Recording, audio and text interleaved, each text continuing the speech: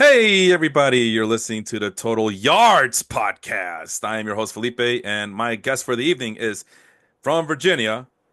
He's a big Cowboys fan, so I'm going to have to boot you out now, bro. Sorry, I forgot you were a Cowboys fan. I don't want you to. But let's welcome in Alex. Alex Robertson. Alex, how you doing this evening? Doing good, Felipe. Really excited to chop it up this evening and discuss the draft. And this, it's been a while since we've done this, so it's cool to catch up again, man. Oh, man, thank you for volunteering. I know we talked about it before. It was kind of looking bleak to get this draft show because I think one of the things we talked about, I want to do an NFL draft, and you seem to be a willing participant. So Yeah. let's get it going here. And I know that our schedules are not meshing well right now, but Mhm. I'm glad I was able to get you on for tonight's episode. As I've been looking forward to it. I've been paying attention more than usual to the NFL draft. Usually, my go-to is the NBA draft. That's the one I pay attention, and I definitely do a large amount of work on MLB prospects. I'm still not done with my prospects list. At this point, it's never going to see the light of day. But at the very least, it's Aren't you like halfway through? I'm sorry, what? Aren't you like only halfway through on that? Barely, barely. So yeah, I Yeah. think I left off. I actually have a. Who was I looking up? I think I might have left off on the Reds. Let me double check that. Who's on the list here? Some guy named there it is. Some guy named Tyler Callahan. That was the next guy that I was going to Mhm. add to my list. Second baseman, left-handed hitter. Uh, not mu 35 plus future value.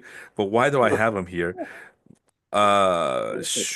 Last year in Double A, decent on base, 21 stolen bases, strikes out a little bit too much.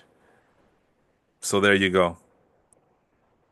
Maybe I'll add him. I'm not 100% sure, but what's he doing this year? Four home runs, six stolen bases in only 19 games. Walk rate is way up. Oh, that's why I like him because I like his batting approach, his batting eye, and the Ah. strikeouts are more in control, and he's being more productive. So maybe Tyler Callahan is a guy that we'll see later on the year for the Cincinnati Mhm. Reds. Um, Yeah, he should be with the Reds. You know what? I don't know if I hit the refresh button, what happens? Okay, yeah, that's how long it's been. Like I just had that on the screen, and I have to update it on my spreadsheet so I know about him. But yeah, maybe this is a guy I'm gonna look out for. I know the limited Mhm. upside, but he's productive. He has a good plate approach. Has decent speed, enough to steal 20 bases. As you know, in fantasy baseball, stolen bases is That's helpful. yeah, Yeah. but what the thing I like about him the most is that he actually gets on base as Mhm. the Moneyball moniker Oh, would yeah. have you believe. There, yeah, the walk rate is in double digits. Strikeout rate is regressing to the mean. He was at 25% last time I opened it. Last night I had his Mhm. player page open, and now that I refresh it, it's at 27.4%. So once again, it's creeping towards that 30% that we don't want to see. But Mhm. that's what he did in Double A last year, so at least we shouldn't He's be being consistent. surprised. Yeah, you could say that. I mean, yeah, I will give you that. He's being Go ahead. consistent in a negative way. But we, at the very least, we know what to expect, and Yeah, yeah. it's nothing too crazy, and that's about where MLB players are. It seems like, although it seems like strikeout rates are ironically dropping for hitters, Mm, as crazy it is to believe. At least that's what a recent podcast told me. I forgot which one. It might have been Rates and Barrels with Eno Saris and Darren Van Riper. Sorry. Anyway, mm, we're not here to talk about baseball. We're talking different types of prospects, football mm. prospects, and with that, we always go to the mighty spreadsheets. First of all, look at that coloring: green grass, brown dirt. Oh man. But there you Back in the go. 80s, I'm like sorry, back in the 80s, what? when they used to play all the football games at was it the multi-purpose fields where you see like Bo Jackson running right across the infield? Yeah, yeah, yeah. I see what you're saying. Yeah, like the cookie cutter ballparks, the Yeah, multi-purpose ballparks. Yeah, Oakland yeah. Coliseum for him, and a plethora of others throughout both Major League Baseball and the National Football League. Yeah, But here we go. I think the Uh, Dolphins had one too. yeah, Joe Robbie Stadium. Good memory. Hmm. You think the Marlins are going to allow that? Never mind. That's a different topic of conversation. But you see that Cam Ward is at the top of the list, followed by Jackson Dart, Jalen Milroe, Obvious. Shadeur Sanders. This is based on a list, the Matthew Berry's list. As Hmm. I don't know if he still calls himself the wonderful Mr. Roto, or I don't know if that was an ESPN thing or if that was a Matt Berry thing, but over at NBC Fantasy Sports or I don't know, something to do with him. It's NBC affiliate, Comcast Hmm. Universal. Matthew Berry ranked out his top 50 rookies for the upcoming season. I see Cam Ward was the 17th best rookie, which that should tell you all you need to know about this year's rookie draft class. But you know, not ranked, and this is the only player that wasn't ranked, but we have to mention him because that's the thing to do, is Shadeur Sanders, who goes in the fifth round. He's an afterthought for Matt Berry. He's like, yeah, I don't want no part of him in fantasy football. So it's going to be the thing. The fantasy football leaguers are going to emulate what the NFL owners did or the NFL teams did. Was like, yeah, do not draft Shadeur Sanders. It's not worth it. And ironically enough, here, there was rumors that he was going to go to the Saints, and sure enough, his comp over at Player Profiler is Derek Carr, and Saint fans already hate Derek Carr, so maybe it's for the best that Shadeur Sanders didn't go to New Orleans. So and it also I didn't he's the oldest of the top four here on this list. So Interesting. also the slowest in terms of the 40-yard dash. Hard to tell if that's his Hmm. real speed or if he just kind of was you know um breezing by that. Hmm. I don't think that's the combine number. That might be the pro day number. Regardless, I think that's that's the the pro day. okay. Well, either way, it's in the player profile But as the I think official he's 40-yard dash. Go ahead. because I think he skipped the combine if I remember correctly. He skipped a lot of the like the major events for the draft process. Yeah, he was on the combine. He just didn't participate in anything. If he did, maybe the Hmm. 40-yard dash, but he was there to interview with teams, and apparently he bombed those interviews because he didn't take them He seriously. intentionally tanked a lot of them, according to what I've read, because he Oh, didn't want to play for those teams well, or something like that. well, I believe the Browns were on that list, although I don't know, it's hard to tell. I don't want my boy to play for the Browns. You know what I'm saying? Like, yes, Dion, I hear what you're saying. Nobody wants to play for the Browns, but we kind of have to. It's one of the 32 NFL teams here. He also has the lowest college QBR and the lowest One of the 32 college. teams. Yeah. I'm sorry, what? Hmm. Well, I'm sorry. What was that at the end? Can you repeat yourself there? Ah, crap, I lost them. Well, I'm still recording. I don't know what happened here. I guess I'm having Uh, some internet issues. for some reason, I couldn't hear you. You can hear me. Okay, well, that's a good thing.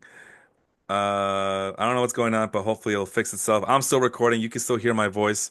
So the other thing I was going to mention, while things automatically reconnect here, is that Shadeur Sanders had the lowest college quarterback rating and the lowest college yards per attempt rating. Alex, you can hear me still or no? I will take that as a no. Let's see. Yeah, Oh, it's kind of going in and out. it's going in and out. All right. Well, just bear with me. I think it's Yeah. me. I think it's me. I'm the problem here. But it says I'm connected, but it says I'm connected. Hmm. Yeah, I do see an icon I never seen before, but we'll battle through it. I'm gonna assume that the recording is still on. So anyway, yeah, a lot of low numbers for Shadeur Sanders. If you can Hmm. hear me, any other insight that you have here about this whole situation with Shadeur Sanders? Um, I know people talk about his record in college. I think it was like 13-12 or something like that. Yeah, And there was some of that was when he transferred to Colorado Jackson State. from Jackson State. The they had kind of like a mixed bag of players. They think they brought in like 52 transfers or something the first year. Mm, Not that that's necessarily an excuse, but um, they had troubles with the line. I think both years he got sacked a lot. Again, that's not necessarily an excuse, but he some of it was that he didn't have a great situation with mm, that. Um, but still, I I don't know. I feel like he was unfortunately known for throwing the O line under the bus mm, in interviews. Um, Not a positive thing in any way.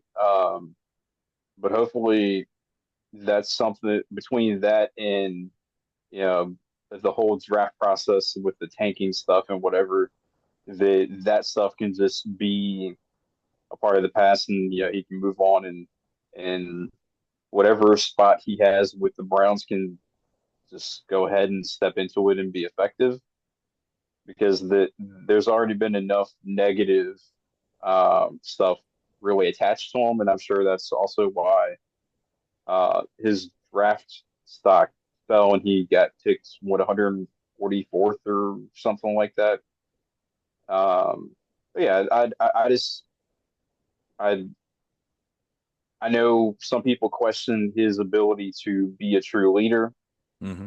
Um, so I think at the end of the day, it's kind of just can he step into that kind of role, um, rather if it's this year, next year, whenever it is, just go ahead and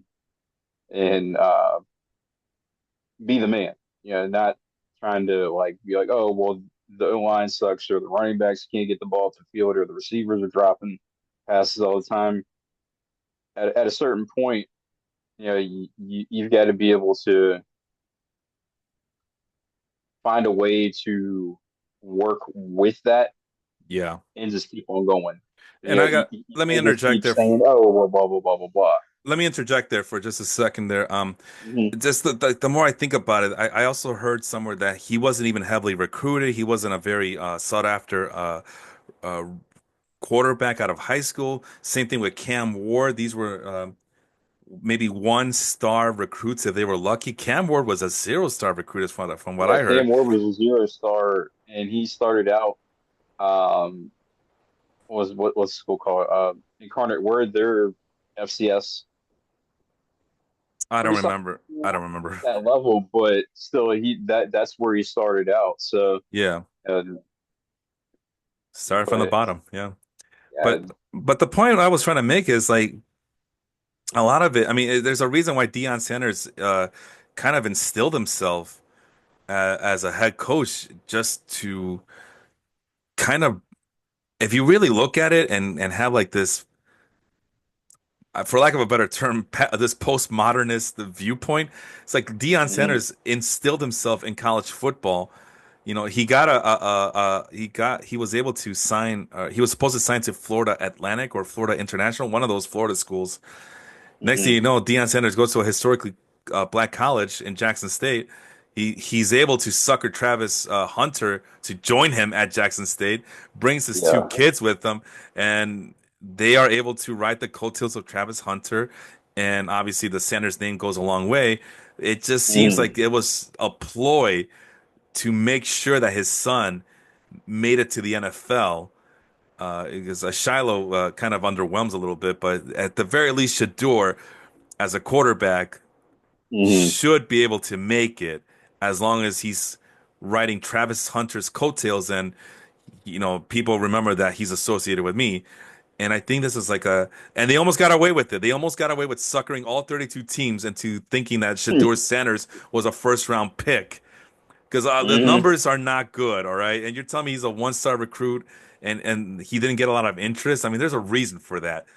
But Yeah. I'll give credit to Deion Sanders. He tried to LeVar ball his way with Shadeur, and it looks like Shadeur just kind of fumbled the bag at the end. I thought I saw. I actually did post something from Chris Carter saying that he basically threw away 30 to 50 million dollars with his horrible attitude and his entitled attitude. Like all you had to do Yeah. was no sir, yes sir. I mean Cam Ward, and this is what I don't like about this whole situation there, Alex, is you Hmm. just mentioned it. This guy's a diva already, and he hasn't accomplished a single damn thing in his career. At least you could say that Dion was the man. Like he can get away with that stuff, but Hmm. you are not Dion. You're Shadeur, and you're barely. You're lucky that you're somehow considered number two quarterback in this class. And Yeah. with that, I just I just isolated half my audience here. So, but I mean, I gotta call it the way I see it. It does something's not adding up here. Hmm. It just isn't, and it just leads to this potential con job that Deion Sanders was trying to do for his son to make him look good. I mean, you hear about how they would game plan so Shadeur can only throw short passes, and now they use that. Hmm. Now they use that. You see all the knuckleheads, media types who cite that number. Oh, he has one of the highest completion percentage in college But most of football. his passes were less than 10 yards. Exactly, exactly. It was, they were padding the stats for Shadeur, and then of Hmm. course Travis Hunter, just being that's the I mean that he proved to be the uber talented because he was heavily recruited. Now I remember that when he signed with Jackson He's State, the number one recruit in his class. a lot of people were shocked that he went to Jackson State, and now Yeah, he was fast going to go forward, to Florida State, I think. Or I believe you're right. that Yeah. was one of the schools that was really going for him.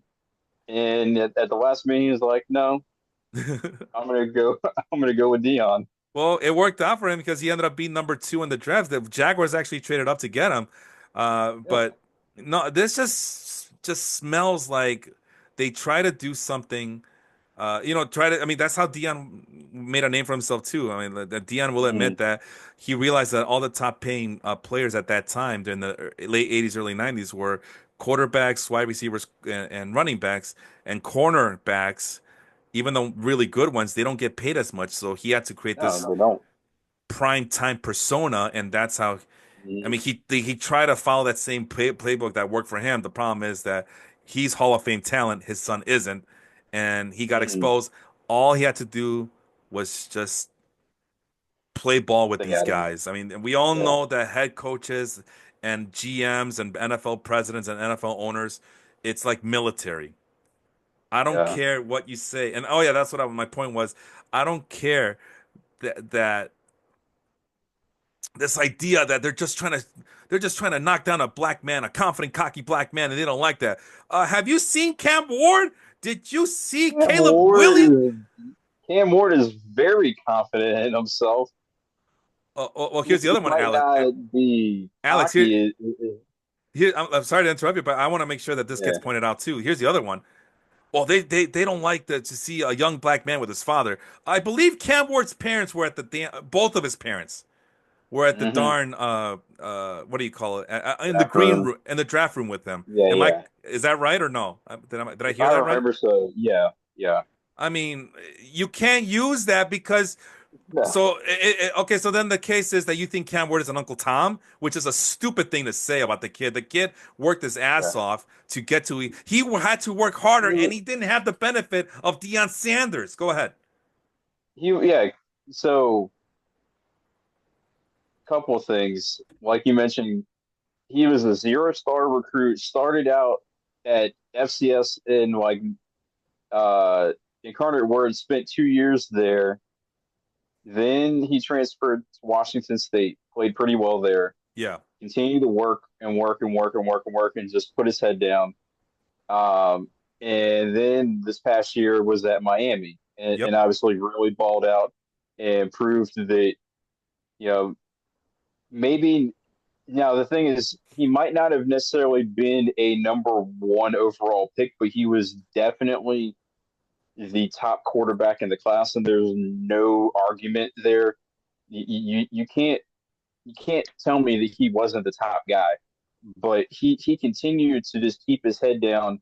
And sure, we like I was about to mention, maybe not he might not be like the super cocky, but he is definitely very confident in himself. and was basically like, I'm gonna win you a ring kind of mindset. Um, and then you look at the couple people that were drafted right behind him, Travis Hunter, number two, very confident, knows that he's gonna play on both sides of the ball, and then this year, and was the Heisman Trophy winner. Hmm. Really has just kept his head down, worked really hard. Has a Number crazy three pick. girlfriend. Well, So yeah, and crazy I'm fiance, surprised sorry. that he's still with her, but that's the No, he ain't leaving, man. yeah, That's his yeah, mistake. But we'll laugh about it yeah, later. yeah, Hey, really quick, I yeah. just want to point out because one more thing. Yeah, here's the other difference. Cam Ward said which team is going to win the Super Bowl between the Browns? Who's closer to winning the Super Bowl between the Browns, the Giants, and the Saints? Or I forgot what other teams. Maybe the Raiders. But there was Hmm. a list of a few teams, and he said whichever one drafts Cam Ward first. He didn't go. Yeah. Unlike Shadeur Sanders to go, oh, I don't want to play for that team. I don't want to play for this team. I don't want to play for the Browns. I don't want to play for the Raiders. Maybe the Raiders because of my dad has connections there, or maybe the Hmm. Giants, but my dad has to coach here, or Yeah. maybe the who's the other team I mentioned? The Saints. Um, yeah, the Saints. But if and only if like a lot of like uh, he's acting like he's Aaron Rodgers. Aaron Rodgers, the Steelers too. The Steelers were interested, Yeah. supposedly, and apparently, isn't Mike Tomlin and Deion Sanders like connected as well? Aren't they? Yeah, I think they're connected, and that would have probably been an actually good spot for him to fit into. But they took Will Howard in the sixth round, so Yeah, so that ends that notion. But at mhm. any rate, listen, at the end of the line, end of the day, this is a league that will overlook a lot of baggage if they think you're really good. Caleb Williams Right. was a controversial pick last year, figure coming into the Oh yeah, NFL draft, oh yeah. and that didn't stop the But Bears. And that was even after the rumors that he didn't want to play for the Bears. The Bears like, let's really talk about this. You want to play here? Oh, you paint your yeah, nails? That's fine. You paint your nails? That's fine with us. Can that's you cool. you ball? Okay, go ahead. Yeah, yeah. And like the whole comparing the like to the Eli Manning thing, Eli was sought after. I get trying to compare that in a sense from like the fathers being active in the draft process stuff and whatnot. But Eli was the consensus number one quarterback in the '04 draft. It wouldn't have mattered what extra baggage there was. He was going number one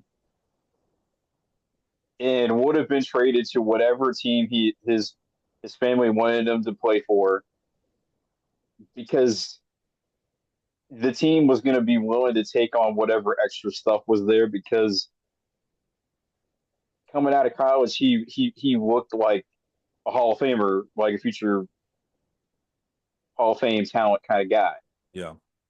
If you're that dude, I mean, geez, like we've had situations where what was it when Jalen Carter had to didn't he have to miss the draft because he had to go to court or something like that Oh, jeez, for some kind of trial or whatever. But bro. the Eagles knew he was that dude on defense, and look at what he's done talent wise since he's played for them. Yeah, I don't want to ever hear this ever again. He Like is that guy. the NFL will turn a blind eye, but if they If don't they think you're think you're good, that guy, yeah, if they don't think you're good, forget. Because that was the other outcry was it's not fair. They they sign rapists. They draft domestic abusers. They draft drug users. Yeah, they do. I mean, and you know what? Even those guys fall. I mean, a couple of examples as a yeah. Chicago Bears fan. Alonzo Mays, former tight end from Texas. Hmm. He dropped to the fourth round in the '90s because there was a drug use issue. Alex Yeah. Brown also dropped. He went from a first round pick to a fourth round pick for the Bears as well. Dan Marino dropped in the Hmm. first round because there was allegations of drug use. Yeah, But he yeah, didn't drop that down. I mean, it happens all the time. You think you have a first round pedigree, the NFL says otherwise. They're the ones who dictate the market. They're the ones that dictate your draft stock. And yeah. Shadeur, if the reports are true about him, he messed up. He fumbled the Hmm. bag, so now he has to start from scratch. Let's finish up this segment here because I want to move on to the real meat and potatoes. Yeah, Quarterback's such a waste of time this year because they're not like the only one that matters is Cam Ward, and he's like award. ranked outside the top 25, which I think he should be ranked a lot higher. I think as we get closer to training Oh, camp, definitely. yeah, I mean we could play that And game. I feel like it's probably because one, the team that he got drafted to. I mean, the Titans are kind of garbage, but that's not necessarily a big issue for me. I don't know, I guess it's kind of just like we're expecting other people from other teams that are in better, like technically better situations Well, to perform better, I will maybe. say this. I will say this. He'll be working with Calvin Ridley. Van Hmm. Jefferson is a signing. Tyler Uh, Lockett is a signing. oh yeah, yeah. They did get him. They drafted a couple of fourth round wide receivers, so I'm hoping to get to them eventually tonight if Hmm. possible. They tried their best to shore up that offensive line. They got they got a left tackle and a new right guard, according to Mm, our lad's website. They still got Tony yeah. Pollard and TJ Spears. Hmm. And yeah, I mean, this is his team. What matters is that this is his team. I don't know if he's not going to be Jaden Daniels. That's not what I'm saying at all. But this is his team. Literally, they literally Yeah. took his jersey number from the Raptors and had Warren Moon presented to him. That's how much they believe in him. Oh yeah, And yeah, yeah, yeah. that's worth keeping not just in dynasty leagues or keeper leagues, but even in short term leagues like ours. I mean, we'll play this Hmm. game right quick. I will draft Yeah. Cam Ward ahead of Sam Darnold, Geno Smith, Anthony Richards, JJ McCarthy. Maybe not Michael Penix and Bryce Young. Maybe that's where it ends at number 20 at the 24 spot. But yeah, he should. I would Hmm. consider him inside the Oh top yeah, yeah, 25. yeah. The other ones, Jackson Dart, quarterback three for the Giants. Obviously, Russell Wilson and Jameis Winston are there. Yeah, he's. I don't see him starting at any point this year unless something catastrophic Nah, happens. If he does I start, it'll don't be even. garbage I don't time even. start. Go ahead. I was gonna say I don't even really see Winston starting this year. I was telling Yeah, someone at work last week, like unless if for whatever reason Russ doesn't stay healthy, then no one else is gonna get any time on the field. yeah. I But think all three of these quarterbacks will play. I just don't think Jackson Start is gonna play any meaningful reps this nah, year. nah. Moving on to Jalen Milroe, I just want to preface this by saying I love some of the picks that the Seahawks did, not as short term, but Mm, as long term selections. oh Jalen yeah. Milroe is one of them. You only have he's Mm, a quarterback too. Hold on now, hear me out. He mhm. had the fastest 40 of anybody on this list, from what I remember. Let me double check that. Yeah, he's Yep, got 4.51, yep. which seems slow because he's a lot faster in games. Hmm.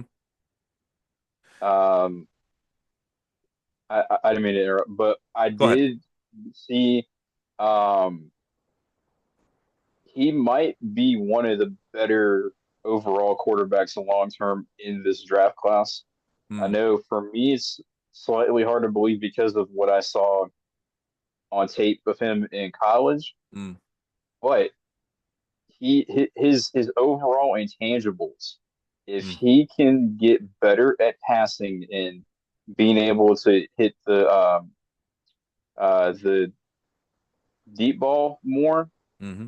and be able to fit the ball into tight windows and stuff, he from what I've heard, he actually has the highest ceiling out of any of the guys in this draft class. That's what I'm thinking too. That's why I love Seattle's draft. They did nothing but uh, grab high ceiling players. They're not going to pay off dividends this Yeah. year, but maybe, or at least not Two, early. 3 If years they, from now. Well, Yeah, maybe later this year. Definitely some of these players are worth keeping next track of year. for the next two or Yeah, 3 years. But Jalen Milroe, it's Sam Darnold. Come on, Sam Darnold does have uh, some talented skill position players around him, so that might hold him above help water. them. But Yeah, it's still yeah. Sam Darnold. I mean, I honestly do see Jalen Milroe. Uh, it, Probably it, it, starting by the second half of the year. I think after like 3 or 4 weeks, if Darnold Yeah, sucks so much butt, the yeah, pressure from the Seahawk yeah. fans might be so insurmountable that they might not have a choice but to give the kid a chance to see what he has. And of course, I still see Shadeur Sanders maybe playing by midseason. I can see Joe Flacco getting hurt. Um, oh, Mhm. I left the Browns depth chart. I forgot who the second guy is, but the second guy doesn't scare me. Oh, Um, they have Deshaun Watson, Joe Flacco, Kenny Pickett, Dylan Kenny Pickett. Gabriel, and Shadeur Sanders. Yeah, if Joe Flacco goes down with injury, Kenny Pickett ends up sucking like he always does. Uh, by mid-season, I could foresee this. Yeah, yeah, There's no way they're gonna start Dylan Gabriel over Shadeur Sanders, not with that pressure mounting. Like the shouts are gonna yeah. be, "We want Shadeur." I think the Browns are gonna buckle Yeah. under the pressure.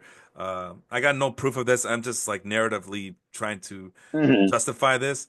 But yeah, you don't yeah, I think Shador will get thrown into the wolves, so to speak, and maybe the Hmm. Browns will humble him more. But some people say, "Oh, he's never going to play." I disagree. I think he will play. I'm not saying he's going to be successful. So I don't think. Oh, yeah, yeah.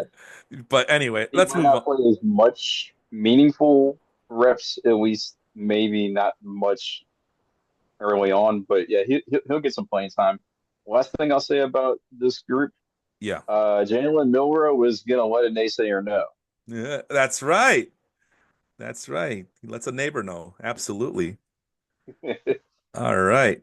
Oh, ooh, boy, let me fix these filters. But here we are. We're oh no, the filters are fixed. My bad. Yeah, I'm already on the depth charts, but let's start from the beginning. And I had marked a little red mark here at the sixth spot with Caleb Johnson. Those top six picks are gonna be the running backs you're gonna need to know about, and you Oh, can rearrange them however you want. This is just based on Matthew Berry's what do you call it? List, the top 50 list, and that's how he has them. And I'll name them out. I'll name them out. Gianti, Omarion Hampton, Travion definitely. Henderson, Quinshan Judkins, R.J. Harvey, and Caleb Johnson. The Ohio State guys and Henderson and Judkins might be. You can make an argument that those might be the best 1A, 1B. Giante, Mm, I still don't trust him, but it's small school. He's the smaller of the well, RJ Harvey's pretty small too, but Ashton Gianti to be trusted to be the main guy at his stature is a hard sell for me. But there's no doubt that mm, he's going to be given every opportunity to succeed. I'm not yeah, sure about this LaDainian Tomlinson comparison. That's very lofty of player profile to probably mention. so. But he spent most of the season both against small and big schools, including when they were in the playoffs, Hmm. having 8 and 9 guys in the box and was still getting like nearly 5 yards a carry. Yeah. Okay. So I understand that. I understand that that. gives me some hope that Yeah. plugging him in immediately, being the number 6 pick, and you know probably getting 25 carries a game, that he'll be able to probably. I wouldn't say that he would get like 100 yards a game or something, but I can definitely see him carrying his weight.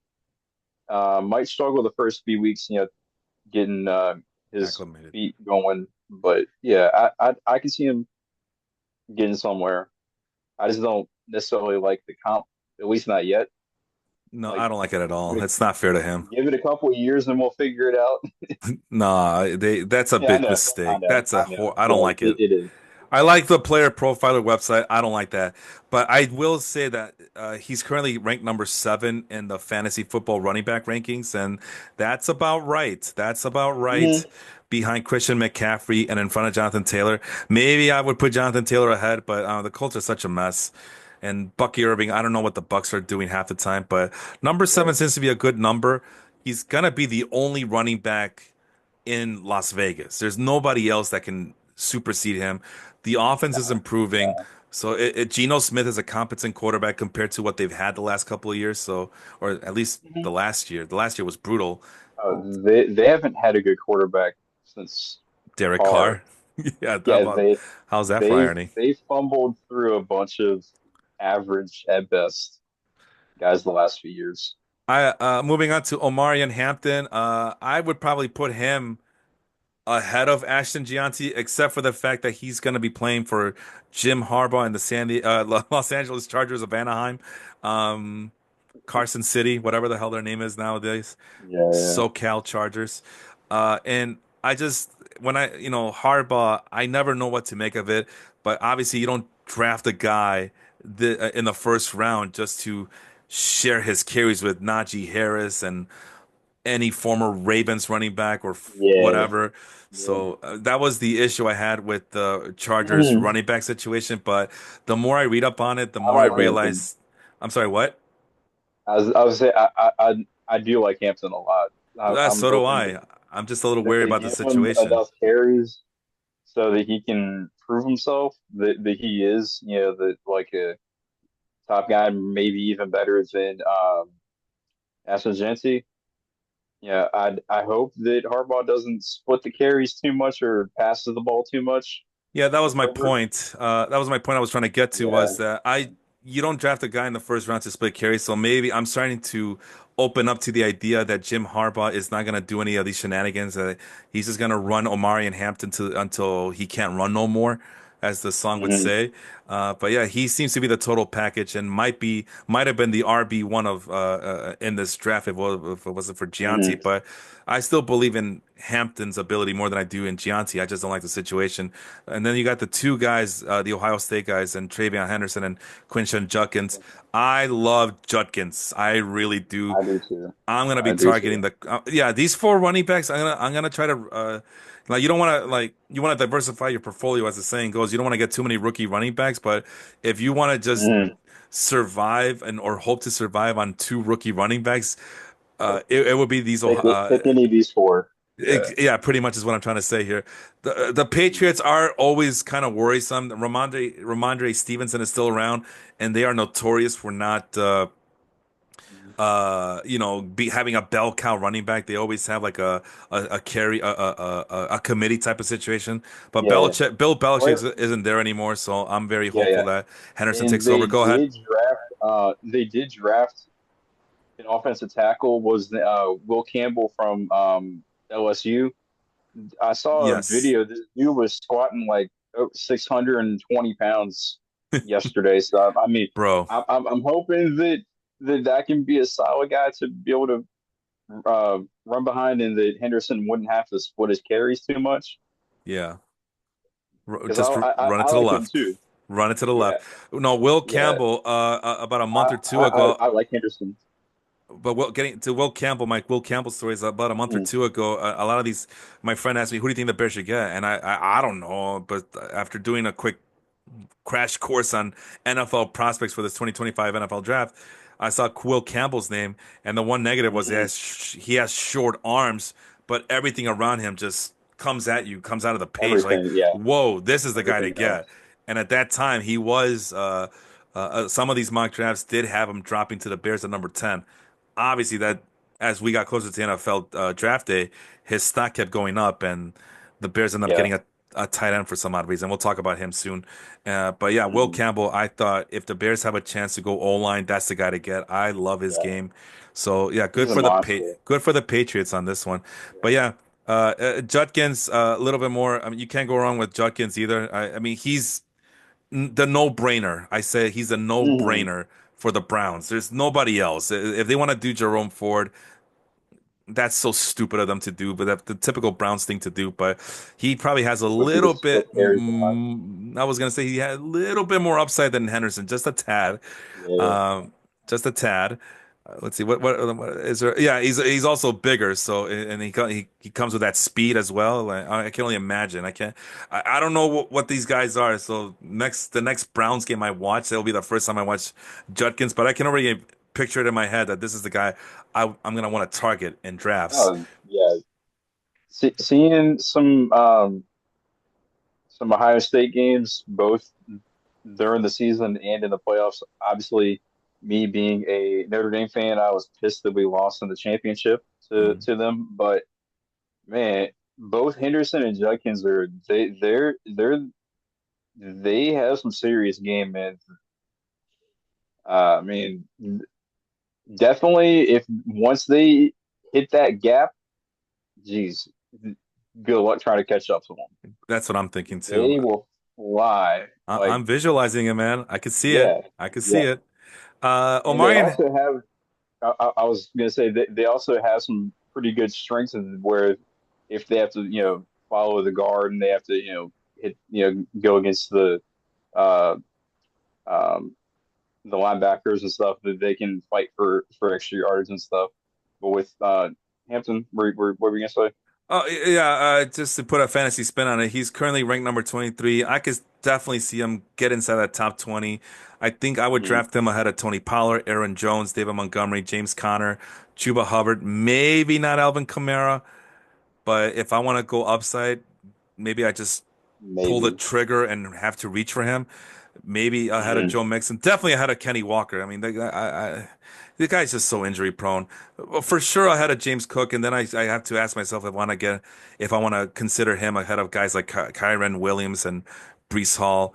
I think he's better than Chase Hmm. Brown. I would get him over Josh Jacobs. Now we're talking about inside the top 10. So yeah, like the more I read about him, the more I sleep on it, the more I realize like, man, this Omari Hampton might be the real deal. And I may just have to reach for him as well. And then you talk about the Hmm. other Ohio State guys, just out of curiosity, what, 33 and 31 on Hmm. the spreadsheet here. So they're slow. This is what I thought was going to happen is now that some of these so-called fantasy football experts know where these teams are, we're getting more updates, and now their stock is going up a little bit. But yeah, I would Hmm. get either one of those two Ohio State guys. I would try to get them inside the top 25. I think, well, that's cute. They have both Jalen Warren and Caleb Johnson at 24 and 25. No, Caleb Johnson's going to be ahead of Jalen Warren. But I would get those two Ohio State guys over those two Steelers players. And the same thing, I would consider drafting those two rookies ahead of guys like Tony Pollard, Aaron Jones, David Montgomery, James Conner, Chuba Hubbard. Maybe Alvin Kamara. It just depends on what mood I'm in. Because Alvin Kamara, I Hmm. think I think he still has maybe a year or two left in him where he can be a dual threat, running off the tackles and be a Yeah. threat out of the backfield. Let's move on to RJ Harvey, which this is something that the Broncos have been needing for a while. They've been trying to. I forgot who was it last year. Was it Javante Williams, the RB1 for a Hmm. while, and then If I remember correctly, yeah. I believe Yeah. so. I just saw his name on another team, so they already given up on him. But He was with the Cowboys. I'm sorry, what? He's with the Cowboys now. Ah, yes, yes. Jaleel McLaughlin is still there. I had faith in McLaughlin last year. I mean, I had him on both of my teams and didn't amount to Hmm. anything. So having RJ Harvey on the club is a breath of fresh air. I mean, Broncos He's have got some decent four guys, four but speed. I'm sorry, Mhm. what? He's got 4.4 speed Yeah. for 5.8 205. I mean that's pretty solid. I'm be a little concerned about the height, but the speed is there and the size is Yes. there too. And I like the comp of Chase Brown. I mean, as you know, I'm a big Chase Brown fan. Hmm. Well, I'm a big fan of 2024 Chase Brown. Not so sure about this year's James Brown. Yeah. As you know, it's like it's an ebb and flow. It's never you don't want to stick with these. You want to be able to l consider what year we're in. Chase Brown last year was Hmm. going very cheaply. This year, I believe he's inside the top 10. No, number 11 right Okay. now, and that's going to cost a pretty penny. So we'll see. It Hmm. just depends. If I got all my wide receivers or in whatnot. I think I would want Chase Brown. I feel more comfortable with Chase Brown as my RB2 than my RB1. So no, Mm, so yeah, as much as I want to go back to that well, I just don't see it this year for myself. I just don't see Chase Brown as an RB1 in fantasy formats. But that's just me. Maybe others see it differently. But yeah, having RJ Harvey, now we have a true cowbell. None of this by committee nonsense. Sean Payton. Speaking of Alvin Kamara, maybe he found his Alvin Kamara in Denver. So I'm looking mm. forward to that. Caleb Johnson. I mean, this guy's just a big bruiser, bro. This is exactly what the Uh, Steelers want. You know what his comp is? Caleb Johnson. There's nobody like him apparently. yeah, Yeah, when I saw that, I was like thinking, like, bro, did you just like forget something? But nah, it makes sense now. Like there's saying that there's apparently no one like him. Yeah, yeah, he definitely was solid, um, especially like close to the goal line for Iowa, and yeah. he would run people over, dude. Is he a three down back, or because there's a reason why him and Jalen Warren are so closely drafted, but he's already moved up 10 spots compared to when I took the number down. As you can see, 35th ranked overall in the fantasy football running back rankings.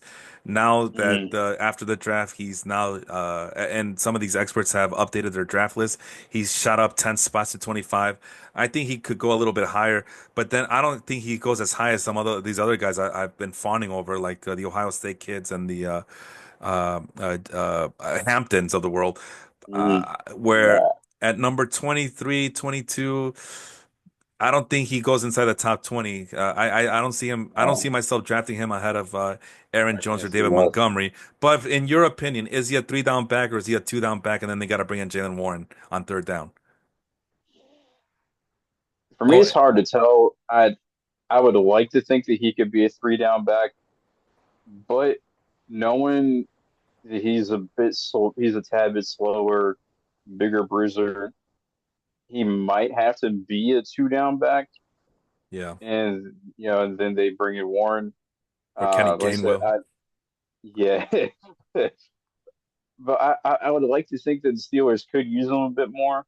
I hope I so. just don't know what the game plan is for them as far as he's concerned. I don't necessarily think you draft a guy like that relatively high up and not try to utilize him as much as possible. But Mm. again, they still have Warren. They're probably not going to give up on giving him a decent amount of carries either. So it's probably going to be a two down and then Warren. Yeah, the other concern is that he's pretty slow compared to the other running backs. He's not very explosive. Mm-hmm. And that also leads me to believe that maybe he's not a good pass catcher.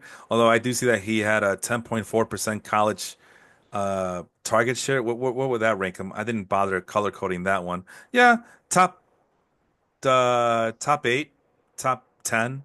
So okay, so all is not lost. So maybe he can catch it out of the backfield. But we know that it's a different ballgame in the NFL. Just because you could do it in college doesn't Mm-hmm. mean it translates. So we'll see. But this is the type of black and blue running back that the Steelers love to grab, and this is a Mm-hmm. form. I think it's a formidable replacement for Najee Harris. Let's move on to probably one of the guys that I love, absolutely love in this draft, and that's Baishul Tootin for the Jacksonville Jaguars, 5'9", 206, fourth rounder out of Virginia Tech. The comp is CJ Spiller. But there's a lot of red here, as you know, for my spreadsheets. If it's red, it's good to go. Orange hue is Mm-hmm. it's a little it's definitely above average, but he has probably a lot of upside.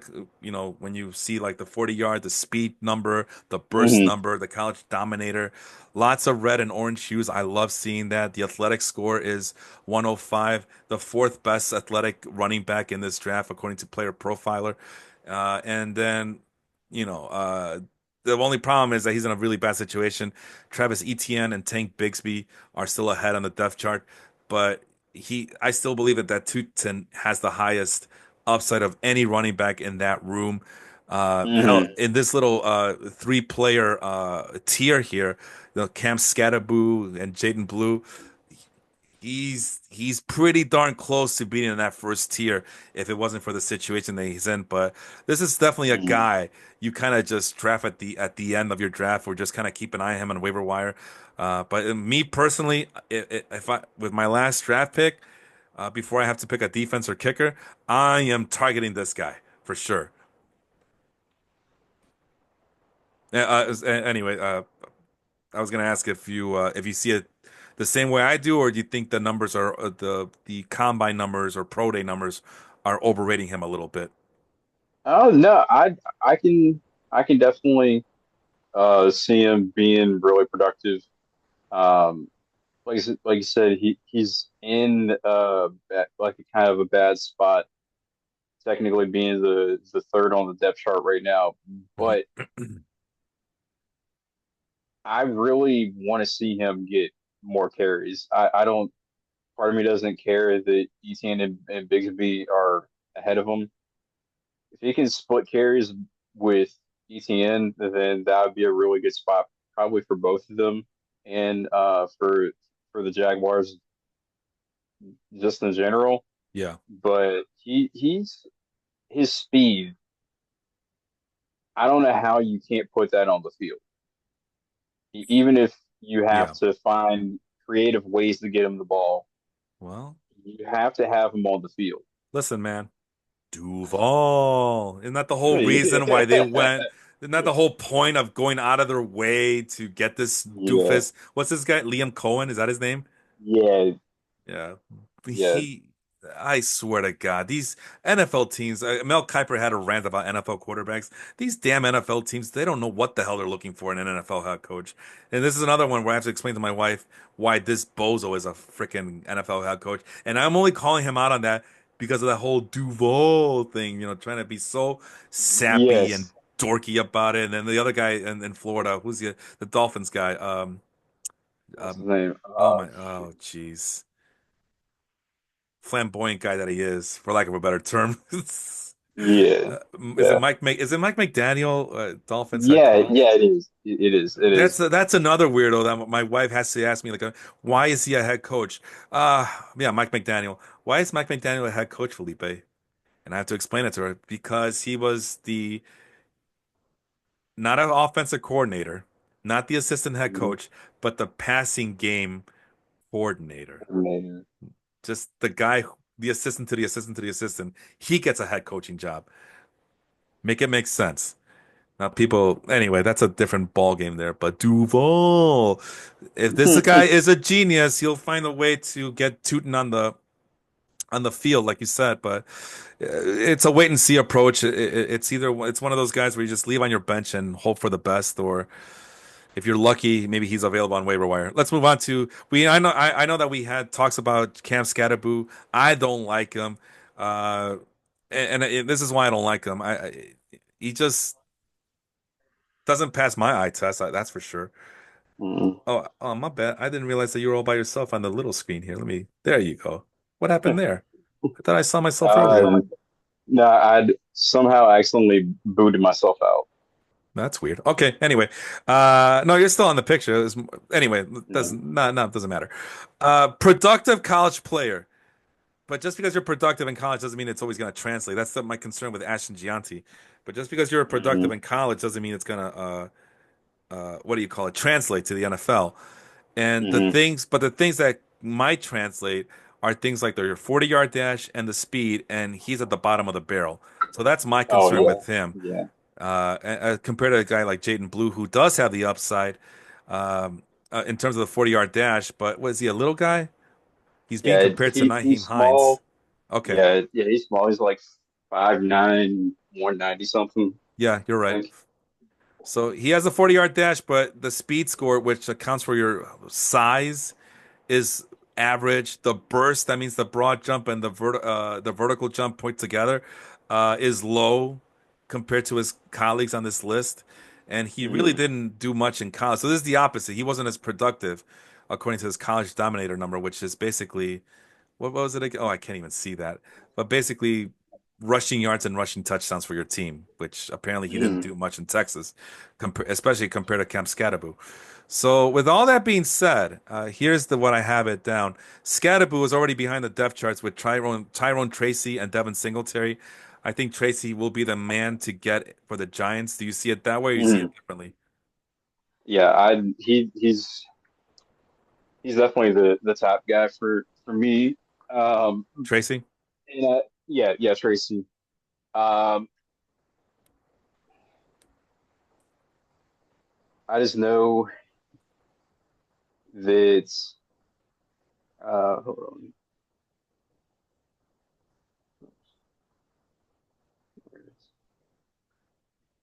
Yeah, but I know that they're going to try to get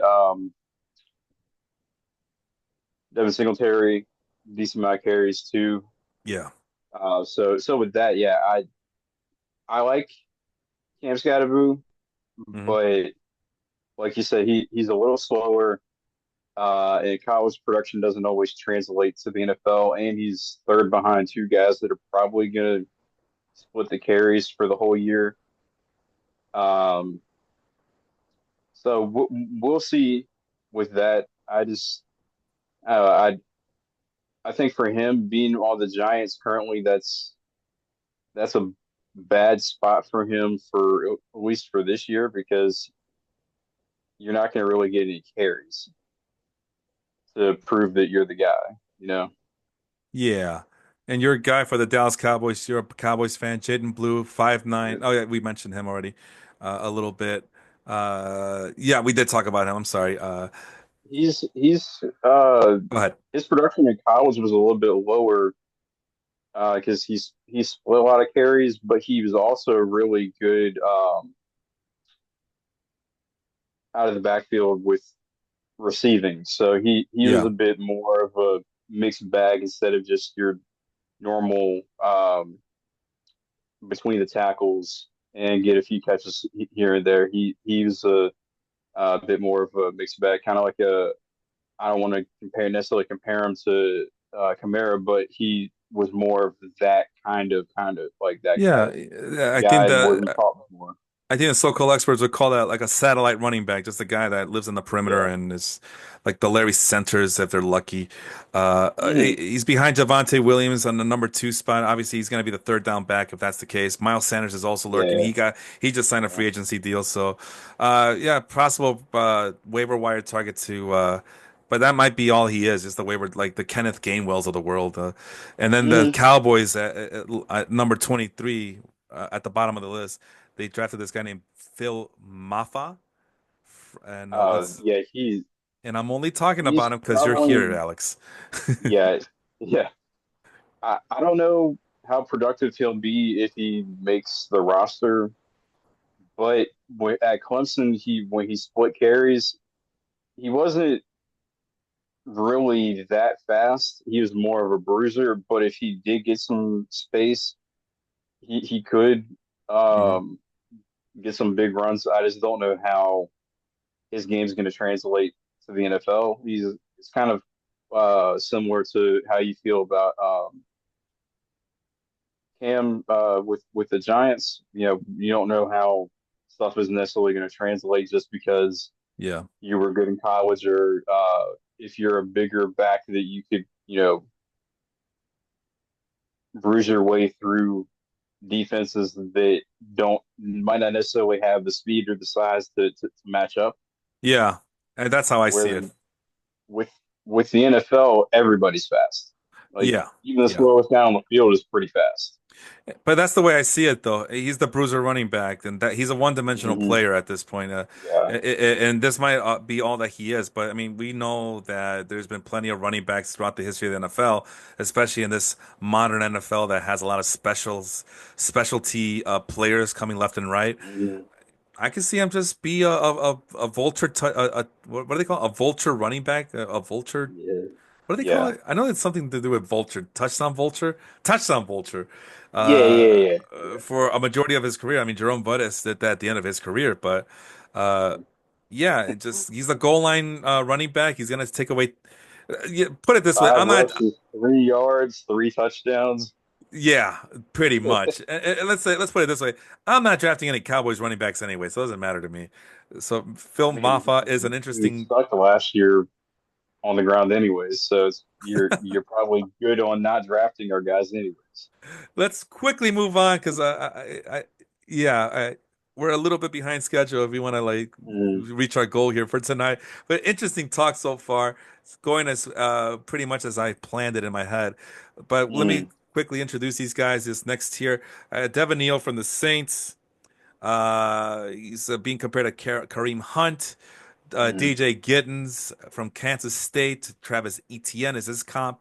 Dylan Sampson for the Browns. I'm not concerned about him. He was ranked surprisingly high, despite the fact that the Browns also drafted one of the Ohio State kids, Judkins, I believe is. mm. Yeah, Jark yeah. Jarquez Hunter from the Rams. He's in a pretty bad situation for himself, but he's being compared to Mm, DeAndre Swift. Ollie Gordon compared to Tyler Algier. He went to OK State. Jordan James mm, for the 49ers, Oregon. Sony Michelle is his comp. Let's take a look at some of these color-coded numbers. Just upon a quick look, DJ Giddens might have the best upside of anybody, although his production in college isn't that high. And the other problem is mm. that he's playing for the Colts, so he has a Jonathan Taylor problem. Otherwise, Yeah. the next guy to probably look at, I would say, if I were to give you one player to go out of your way to get, I think I would. Oh man, even Jordan James has a lot of baggage. Yeah, I think DJ Giddens is the guy to go Yeah. here just because of the athletic scores that he sees. Oh yeah, And the athletic most of the guys scores. in this group, most of the guys in this group are relatively slow Yeah, yeah.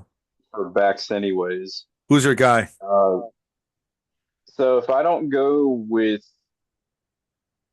Neil based upon all of the not Neil Giddens based upon all of the athletic numbers, Yeah. part of me still wants to trust that Ollie Gordon will translate well to the NFL. Hmm. I mean, he put up some insane numbers in college, Will he but be that guy this year? Do you think? maybe not. I don't Okay. know because like he'll still be splitting carries with the Dolphins, right?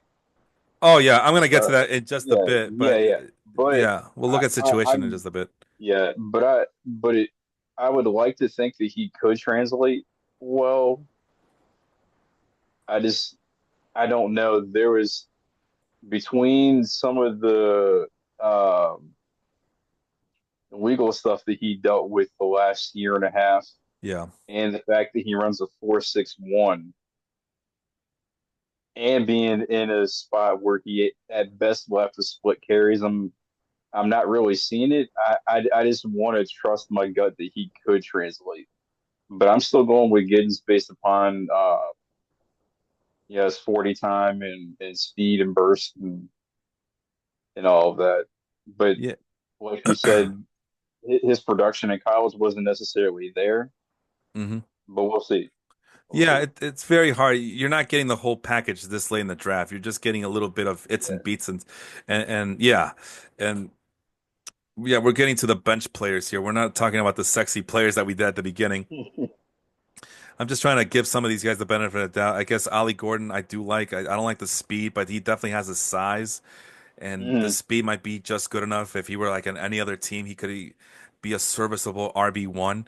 Um, I want to like Jordan James, but I don't know if I like Jordan James because yeah. he's on the 49ers, and if he gets all the touches, what's his face is gonna make him look good. Kyle Shanahan. Yeah. And Yeah. Dylan Sampson, yeah, he's on the wrong team. The bad situation. Even either way, he's not that athletically. Athletic score is not there. Mm-mm. Sorry, scores period. But I definitely, if he's going to be the next No. TJ Spears, it's definitely going to be someone that can catch the ball out of the backfield. And Jarquez Mm, Hunter, I kind of like. He does have some upside. He does have some promise with the some of the athletic scores. So that would be a guy maybe I would consider, but he's in the yeah. again. These are all bad Kyron situations. Williams. Kyron Yeah. Yeah. Williams, and then we're still waiting on Blake Corum. I'm still waiting on Blake Yeah. Corum. You know how I feel about Yeah. Blake Corum. Me too. Um, I'm waiting to see his uh his stuff to translate to be the top guy. So yeah, DJ Giddens, he's an injury away. Even if Jonathan Taylor gets hurt, I could see a situation where DJ Giddens becomes the main guy over Khalil Herbert Mm, easily. yeah. So he'll skip him on the depth chart if that happens. Knock on wood, it doesn't happen. I don't want to see anybody get injured. Oh, you can even say that this is the rookie handcuff to get is DJ Giddens if you're a Jonathan Taylor Mm, owner.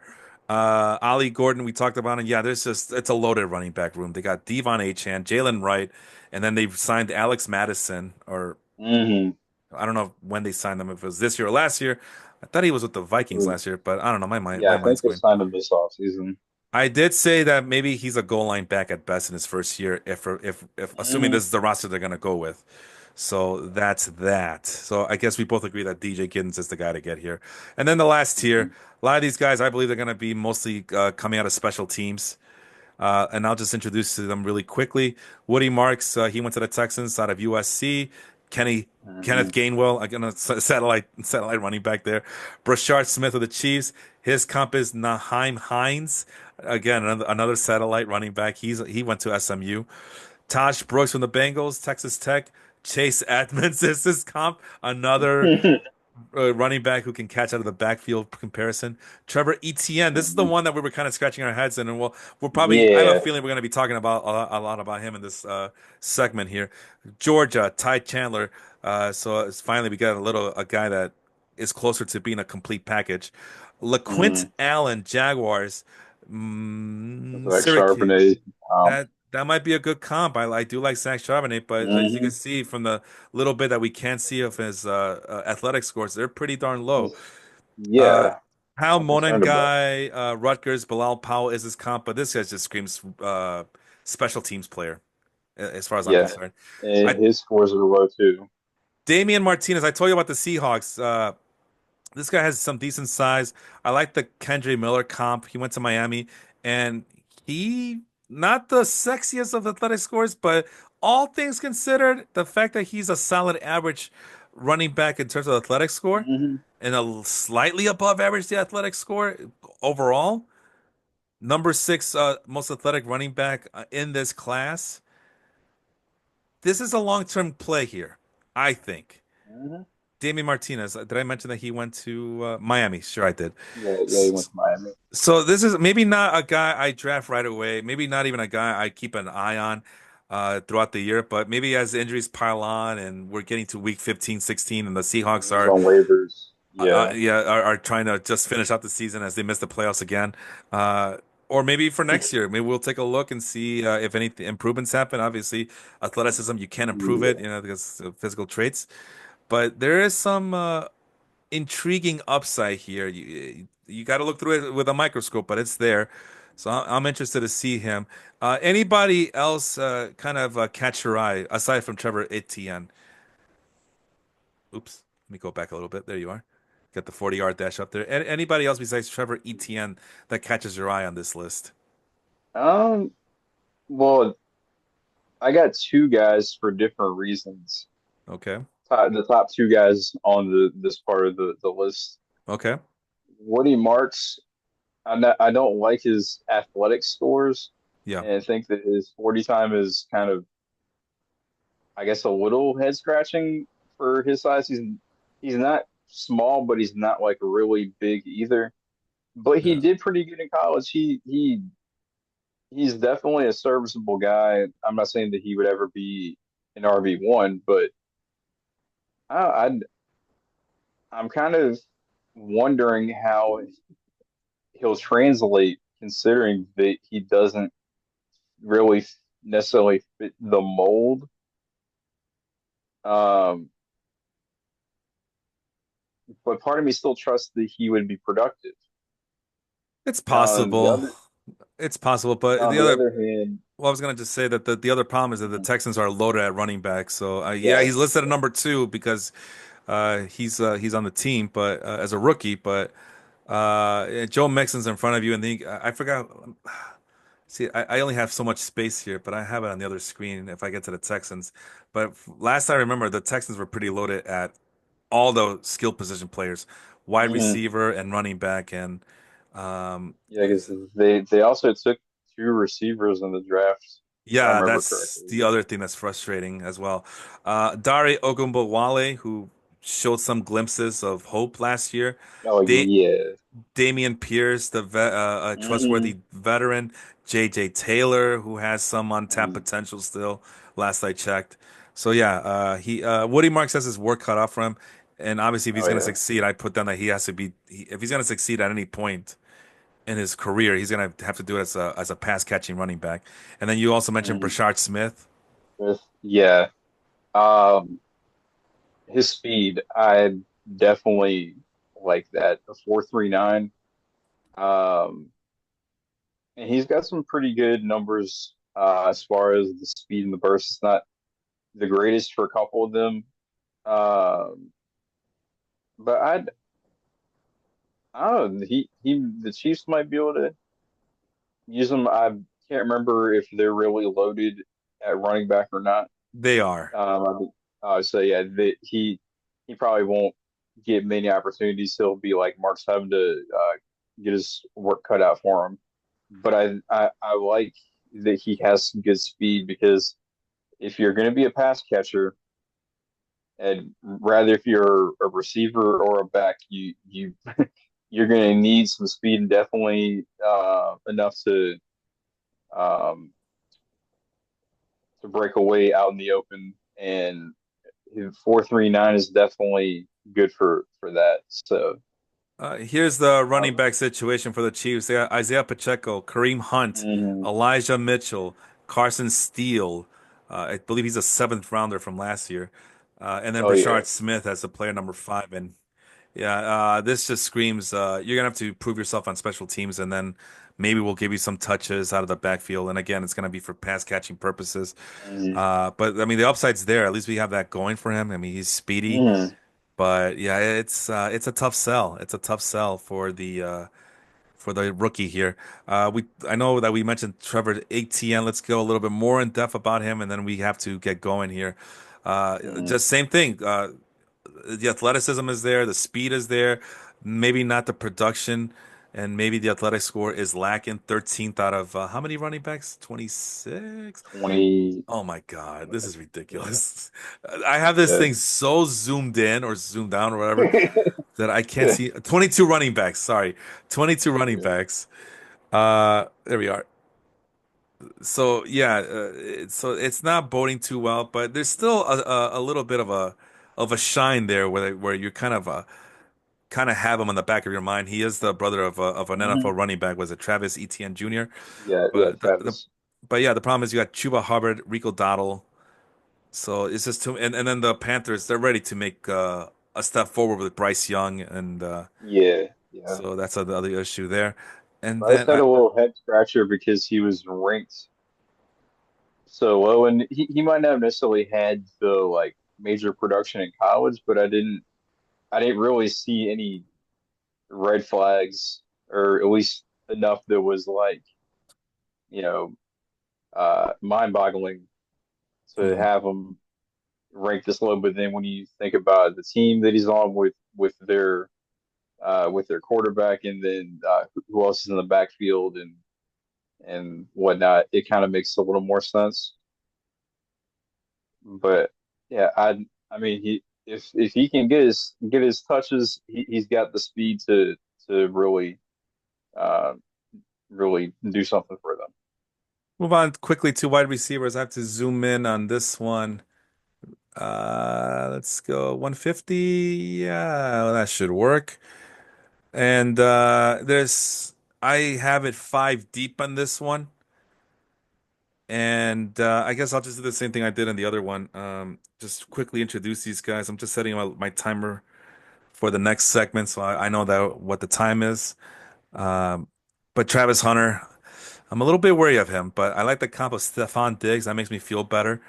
But I'm a little Hmm. wary of him. I just I don't know. I don't like the this well then I was wrong about Shohei Ohtani. I thought the pitching would get in the way of his hitting and vice versa. Obviously that turned out to be false. He's been a unicorn player ever since, and maybe Travis Hunter could be the same guy, but it's a different ballgame in the NFL. There's a reason why there's not a lot of two-way athletes I'm sorry, two-way players in the NFL. So I don't Yeah. know what his route running is like. I didn't watch. I mean, I only watched a few games for Colorado, and it just seemed like it was just chaotic. If you were a Yeah. Colorado Buffaloes fan, and he's Yeah. gonna have to what double up and try to stop the other team's best wide receiver. I don't know. Hmm. It's a recipe Yeah. for disaster. I would prefer if he just concentrate on one Hmm. discipline, but I know that that's not the reason why you draft a guy like Travis Hunter. Ted McMillan, that's a guy that I was high on, although I was a little shocked at the lack of speed. But he was very Me productive too. in college. Well, yeah, but he's 6'4", 219. That's why his 40 Yeah. yard Yeah. dash. Yeah, those tall wide receivers are. But obviously, you get a guy like him. It doesn't show with the catch radius because he didn't participate in any of those drills. But Hmm. the college target share, I think that's the highest on this list. Yeah, 30.9%. Second highest. Second highest, my bad. Second highest, 30.9. Number one should be Jaden Higgins, another Higgins player, but he's on the Hmm. second tier, and we'll get to him in a little bit. You got Emeka Egbuka for the Buccaneers. You can't go wrong with an Ohio State wide receiver, right? No. Jeremy No. And he's definitely the guy. Jeremy Maclin comparison. I was a big Jeremy Maclin fan, and once again, Hmm. the speed scores are not as high as you would like to think. Although again, that might a little bit tall, little bit heavier wide receiver. I don't know if you want to buy that, but we're gonna go with that. He's Wasn't too he's productive in more of college. a slot receiver than anything. That explains He it. can Okay, run the deeper routes, but he's more of the slot guy okay, and is really productive. that makes sense. I mean, Uh, the Jeremy Maclin comp finally, yeah. probably gives it away. What did I foresay about Hmm. him? Yeah, starting slot wide receiver, and then along with Mike Evans and Chris Godwin at the others at the two flanks. There's other Yeah. wide receivers on the depth charts, but he has the first round capital and will get the shot at touches. So, yeah, Hmm. Can't go wrong with him. I'm very hopeful of Buka. Now, this is a guy I really like coming into this draft. I didn't think the Bears were going to get him because I thought they were going to Luther concentrate. Burden. Yeah, Luther Burton the third. I thought they were going to concentrate on an O line, and then there was rumblings that they might get a tight end, which really shocked me because Cole Kmet's still on the team. So Hmm. I figured, okay, well, I don't know. It'd be nice for the Bears to get a guy like this, but I think he might be too talented for them. And he might go early. He didn't. He went early in the second round out of Mizzou. Sammy Watkins comparison. I don't like that at all. But he has speed. The speed scores But are, he's great at catching the ball. yeah. And he was pretty productive in college. And most importantly, Hmm. they might give him touches from like a running back position as I Hmm. starting split wide receiver along with DJ Moore and Ruma Dunze at the top. But he might get touches in the run game, and maybe DJ Moore gets traded, which I'm not sure if that bodes well for him or not. Although a lot of so-called experts, both fantasy and real, were not big fans of this draft pick for the simple fact that there's just too many mouths to feed in Chicago, and they're not True. quite there yet True. to be like the Chiefs where everybody eats, right? So, Hmm. but I I guess actually, they made the pick to be able to have a bit more flexibility with having more targets to work with. So if that's what I'm hoping you aren't for. getting your top two guys, then you got him, and then you still got Cole Kmet, and you got your backs to work with. That's what I'm hoping for, and I'm actually more optimistic about this pick than anything. I love the kid, and I think with Ben Johnson in the fold, and Oh hopefully yeah. there's some innovative offense coming or brewing. But knowing our luck, we'll get the offensive mind, the coach, and we're still a 3 yards in a cloud of dust team who relies heavily on defense. Bear Bears are always down. Bear down. That's what we always say. Bear down over here. No, but I'm very optimistic. I don't know if Luther Burden is gonna be like a guy who's gonna like light up the fantasy scores, or if he's gonna. I honestly don't know what the projections are, but from a real football standpoint, I love it. From a fantasy football standpoint, I'm a Mhm. little bit wary. This might be a move Yeah. that pays off dividends in year number two, but we're gonna see some flash in the pants in year one for this guy, for this rookie. Mhm. So I'm Mhm. very hopeful. Uh, oh, might as well finish up with what I said about Travis Hunter. Travis Hunter, interestingly enough, split slot wide receiver. He will more than likely be the number two behind Brian Thomas Jr., as the rest of the Hmm. depth chart looks pretty damn weak in Jacksonville. So he's basically the only game in town, um, as at wide receiver along with Brian Thomas Jr. So everybody was saying that Trevor Lawrence was the big winner here after this draft.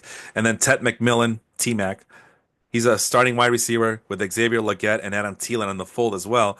I can honestly see this guy becoming the RB1, a wide receiver one, sorry. Very productive in college. Yeah, he. Go ahead. I was gonna. Yeah, he's definitely gonna get his numbers. He's gonna get a lot of touches.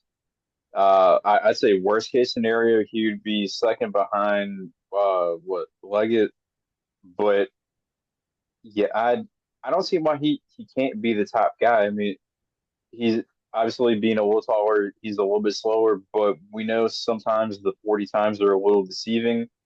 Certain Right. guys have that in-game speed. I mean, if you go back to the 80s, Jerry Rice had a bad 40 time, but his in-game speed was like no other out there. Yeah. I'm He was more definitely quick than he was fast. I'm You know what I'm saying? I'm definitely a believer of like once a certain guys get a hold of the ball, it's the equivalent of getting the superstar in Super Mario Brothers. As crazy as it is Hmm. to believe, yeah, some guys they look unassuming, they look like they shouldn't be on the football field. But once they get the ball in their hands, they just become invincible for a little bit. They're Yeah, harder to tackle. They're more elusive. You don't want to see them on the open field because they they're will. really quick. They'll make Yeah. yeah. They'll make the guys isolated defenders look incredibly foolish. So yeah, you're right Hmm. about. I think you're right about Ted McMillan. The height alone is just. I mean, if you Yeah, like Mike Evans, six four. we're if you like Yeah. Mike Evans, you're gonna love Ted McMillan. Final guy in this tier. Excuse me, Matthew Golden, 5'11", 191. So doesn't have, it's the opposite of Tet McMillan. Does not have the size. He's being Small. Yeah. Santana Moss like, but yeah, this is where the speed comes in. Speed Yeah. kills. Wasn't he the fastest dude in this draft class? Like the entire draft class, not just the receivers. I think he was the fastest dude I believe it. total.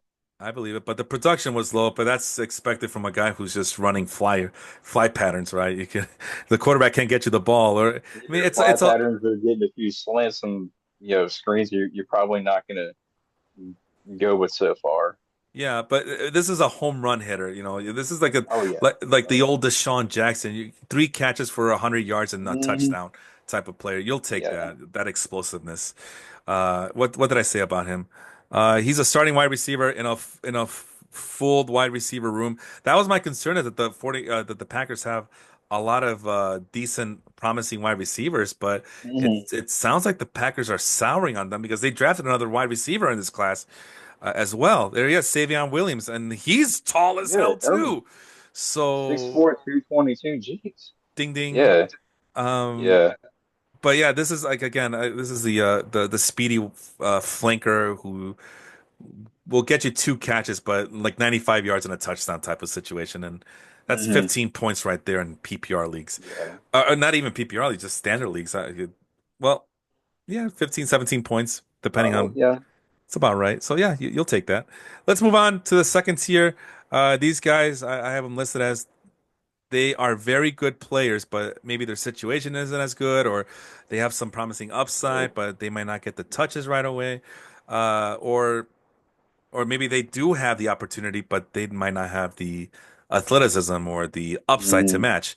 And we start with Jaden Higgins, who I do like. I like the size. Iowa State, Allen Robinson comp. The Hmm. 40-yard dash is He's not there. definitely but it's decent for his size. Yeah, that's where the 111.6 speed score comes in because that does account for the size. Uh, Hmm. they say, hey, he might be slow, but for his size, he's pretty darn fast. So that's why that's big. Got a The 130 burst. which is about slightly above average, especially for a guy like him to be Hmm. that explosive. His That's why I agility. like him. That's why I like him. And we're Yeah. assuming that these Just numbers translate. We're assuming that these numbers are oh, of course. yeah. Yeah. But if they do, then the it's very promising. That's why I like Jaden Higgins because of the Hmm. promising numbers, and he was somewhat productive in college too. Where did I say he played at? What was it? Iowa State, and Thank they you. Yeah. also drafted his teammate I think the That's next round. crazy. We'll get to him in just a little bit. Yeah, But yeah, that in a 107.4 athletic score, which is really high, number three among the wide receiver core for this year. But I have him as a bench player in a room full of wide receivers, including two other rookies. So that's another red flag. Although I don't see Jaden yeah, Higgins being there for special teams purposes. He's gonna play. no, We just don't know when, where, and how because the Texans yeah, are because loaded yeah, I don't know why they drafted all these extra receivers. I mean, are to uh, to make CJ Stroud happy. they've already got three guys that they can really work. Well, actually, never mind. Tank Dell's out for this entire year. Yeah. So, but they still have a couple other guys that they can really work with. And here are the So, guys. Let me list them out for the people who don't have access.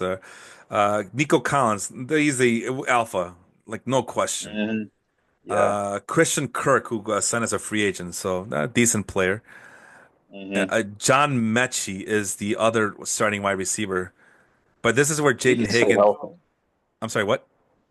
If Mechie can stay healthy, Oh, well, yeah, that's my only concern for him. that's a given. Yeah, but this I Yep. was going to mention this is where Jaden Higgins might see his way in to a starting role.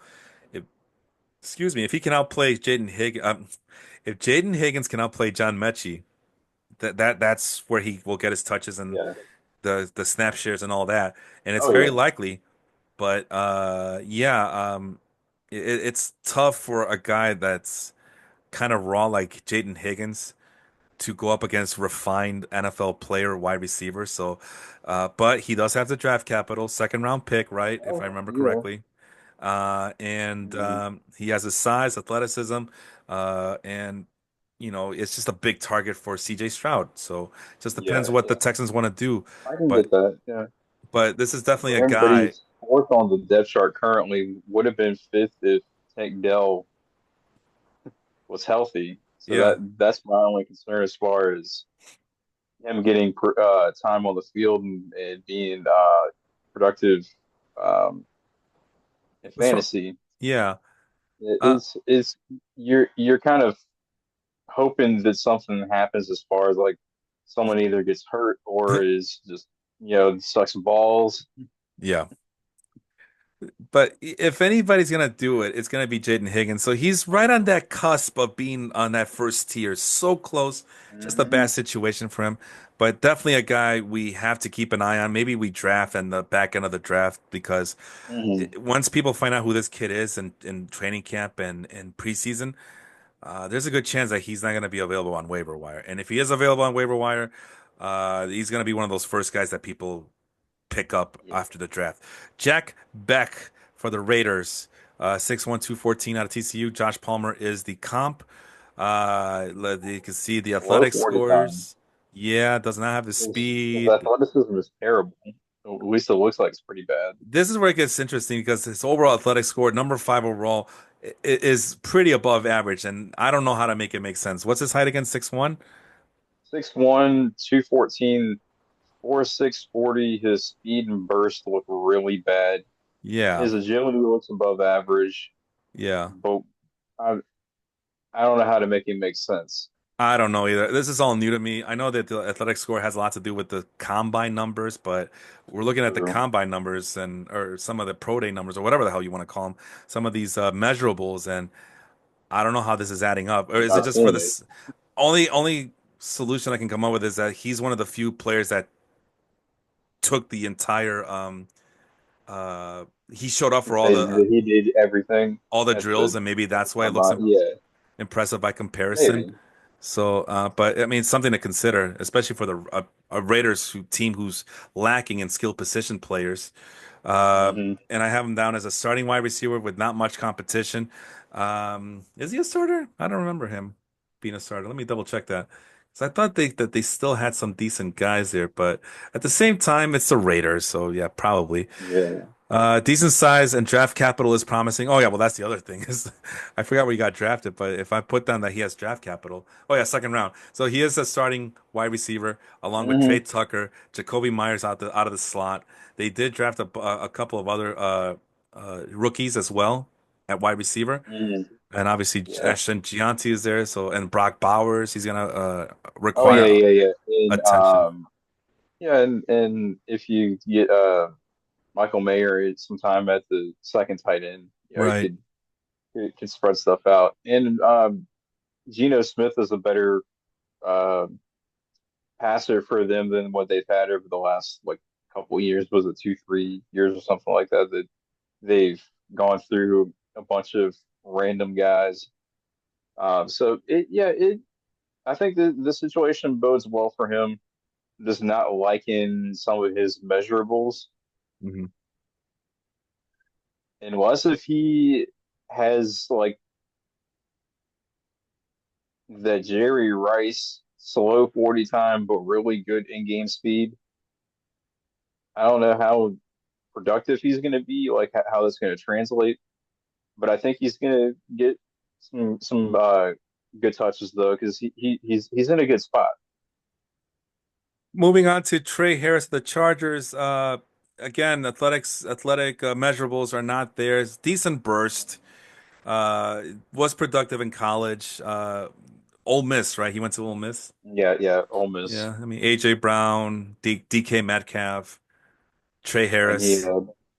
he had Dart as his quarterback. Jackson Dart. So, Yep.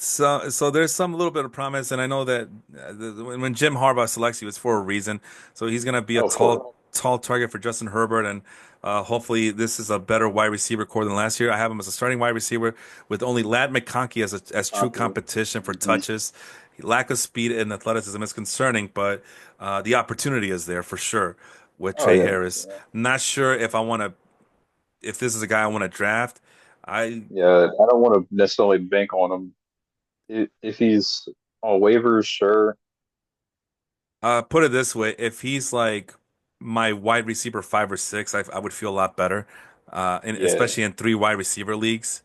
So Hmm. especially a league like ours that it requires a lot of depth. So yeah, Hmm. it's a depth piece for sure. But I'm not sure how much you could trust him just due to the fact that he has lack of he's showing a lack of athleticism there. Let's quickly move on to Hmm. this third tier. We got Kyle Williams from the Patriots. We talked about Jalen Noel for the Texans for a little bit.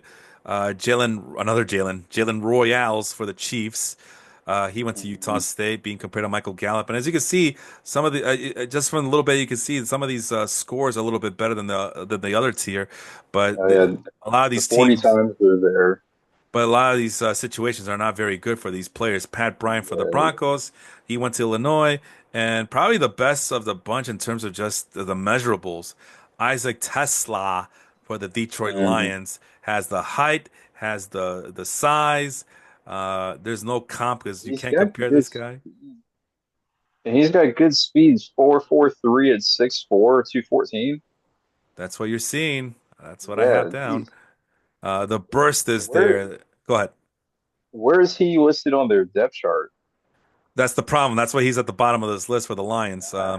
But yeah, yeah, I wanted to start Yeah, with him too. Make that's sure what I that was people know thinking. about Yeah, this guy. He yeah. has the production. He has the athleticism. Number two wide receiver in terms of the athletic score out of Hmm. 56. What was it? How many wide receivers was it? Let me see. Damn it. Let's open this up a little bit.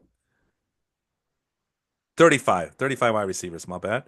Uh, He was number two out of 35 for that. yeah, yeah, and Dang. 56 out Yeah. of 186 total players. So here we Hmm. go. Not Bench shabby. Okay. player, but has athletic Hmm. attributes, give him a chance to get on field and be productive in spurts in 2025. Yeah, this is definitely a guy I'm drafting too. Hmm. As a speculative pick, I feel it's hard to justify, especially when when they have guys like Trey Harris and the guy from the Raiders. Who was it again? Who were we talking about up there? I forgot his name. Oh, it's right in front of me. Jack Uh, Beck. Jack Beck. yeah, yeah, Jack Beck. Yeah. But you talk about guys with the upside and And I don't know. I feel You like the got height, you Lions, have speed, you have burst. yeah, You got the production already that he's shown that he can do it. it makes you wonder I why he's mean, selected so late. I mean, third rounder, yeah, but he's ranked very low on Matt Berry's thing. 106th overall in wide receivers. Let's see that he move up since then. Let me double check the wide receiver rankings on the other screen. Is it his age? 22.9 years old, 23-year-old. He went to 23. Arkansas, so he went to an SEC school. So I don't know what the deal is. What do you? I mean, Yeah, you saw probably some more of him than I did. What's the deal with yeah. Isaac Tesla, and why is he being lowballed I here? I can't put it together. I mean, part of me is like with it's kind of like with what's his name Trevor Etienne is like I feel like it's more so the spot where he's going to be on the depth chart than anything Yeah, is yeah. why he's lower. But when you're talking about Matt Berry's list, I was going to joke is make a joke referencing the actual draft analysis was who's Matthew Berry? Like when someone said who's Mel Kiper? Yeah, yeah. Joke's like you know Oh man. who's really to say that these guys are putting these players in the right spot? And I was gonna not to get on a tangent or anything, but even when we are talking about Sanders earlier, and people wanting certain people to be first round material and stuff like that. The amount of times that these analysts and stuff will basically like just glaze over certain players and hype them up to be top in first round pick, but then you're kind of wondering like where are they getting their information from because these GMs and everything they're like not very high on a certain players, Hmm. but yet you'll see throughout all of the draft covers that some of these analysts are just like, oh yeah, like you have to get Sanders or you have to get so and so. Remember years ago where Mel Kiper said that he would bet his job on what's his name, Jimmy Clausen to be the first quarterback drafted like 15 years ago. Yuck. Oh yeah, yeah, and he's had a bunch of other people where he's like hyped up so much, and then the person got drafted either late or if they got drafted where he projected them, they ended up sucking. And you're like, where do these guys get their info from?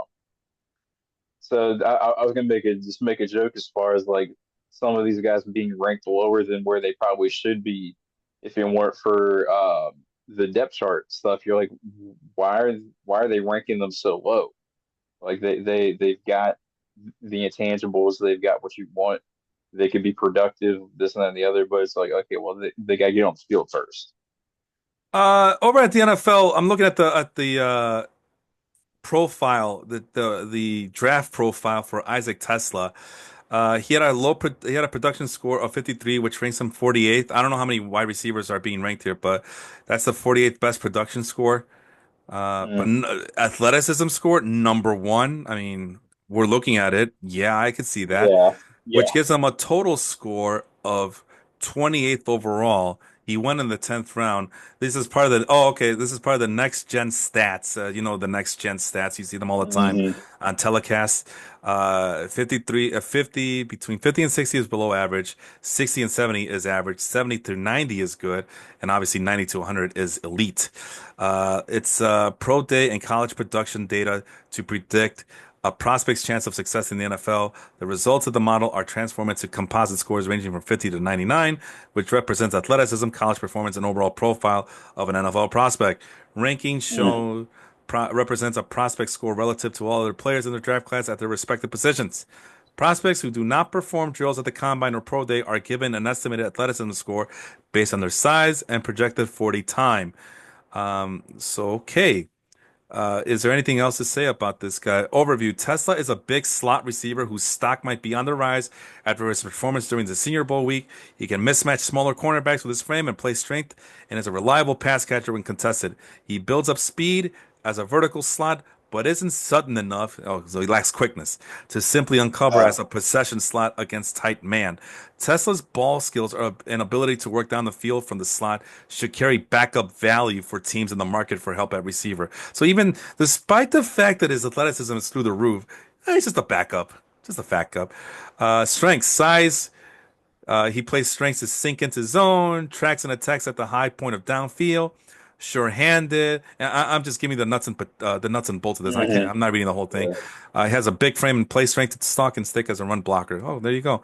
Weaknesses: production was fairly lackluster, despite the fact that the college dominator scores at 42.4%. And again, that's yards and receiving yards and receiving touchdowns for his team last year in Arkansas. But Mm, over at NFL's website, they're saying that his production was lackluster in they're combining both seasons at Arkansas. He's crowded and slowed by early route redirection. Okay, so he gets bullied. uh, Sluggish acceleration. Um, so yeah, he's again lacks quickness. Has a tendency to drift towards coverage on stop routes. Okay, so he needs to be on the move. So if he does dig routes or crow routes, he's exposed. But as long as you mhm, give him slots and ins and outs, he'll be good. yeah.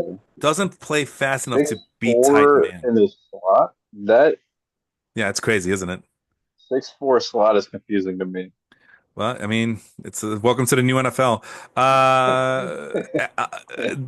Our lads has him listed as a backup to Tim Patrick, so that might be an Mm, interest, but not as a slot receiver, but as on the left flank, um, mm, to the blind side of I Jared see. Goff.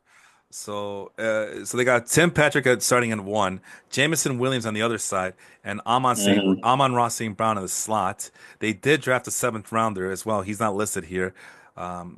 But yeah, all in all this time wasted just to say, no, keep an eye on this Isaac Tesla. He only has one man to beat, literally, at wide receiver. And I think I'm not saying he's going to beat out Tim Patrick, but it's possible. And it's just as a long-term speculative pick, you'll think yourself later in October when mhm. the Lions are decimated by injuries and it's Isaac Tesla time and everybody's going to be making Elon Musk jokes at that time. Not that they're not right now, but they'll be more so. And other guys to kind of keep an eye on just because of athleticism and stuff is Jalen Royals of the Chiefs. Because who are we to doubt Andy Reid? Yeah. And Jalen Noel, just because of the burst, it's really high. So he's a big leaper, despite the fact that he's 5'10". Let's see what I say about these guys here. Obviously, Kyle Williams with the Patriots. Yeah, it's not looking well for him. They're just loaded at wide receiver, so this is looking more like a special teams player.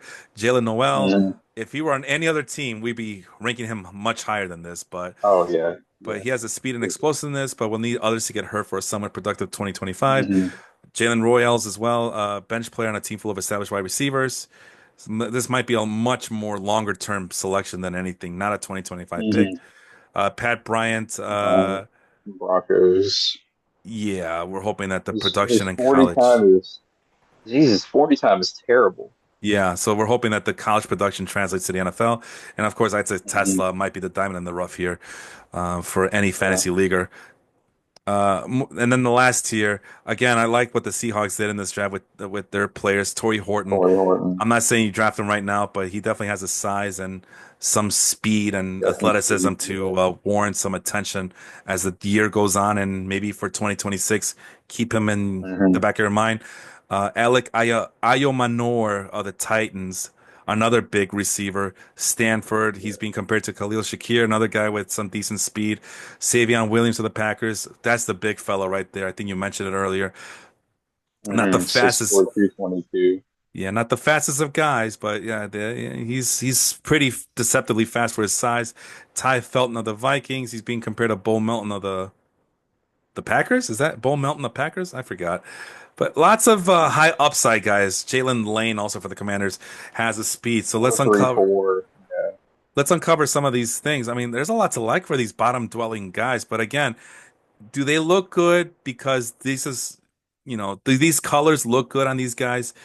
because they're the real deal, or is it just because the elite wide receivers did not participate in a lot of these, or maybe they didn't take it as seriously because they knew they were getting drafted in the first or second round? So, but with the data that we have in front of us, I mean, we see Ayo Mayor um, Mhm. having average. I like him a lot, though.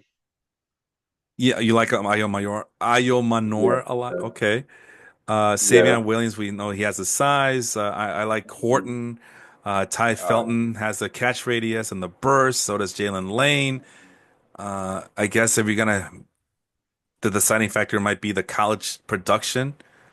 mhm. So maybe I that's. think the top two guys have more of the production.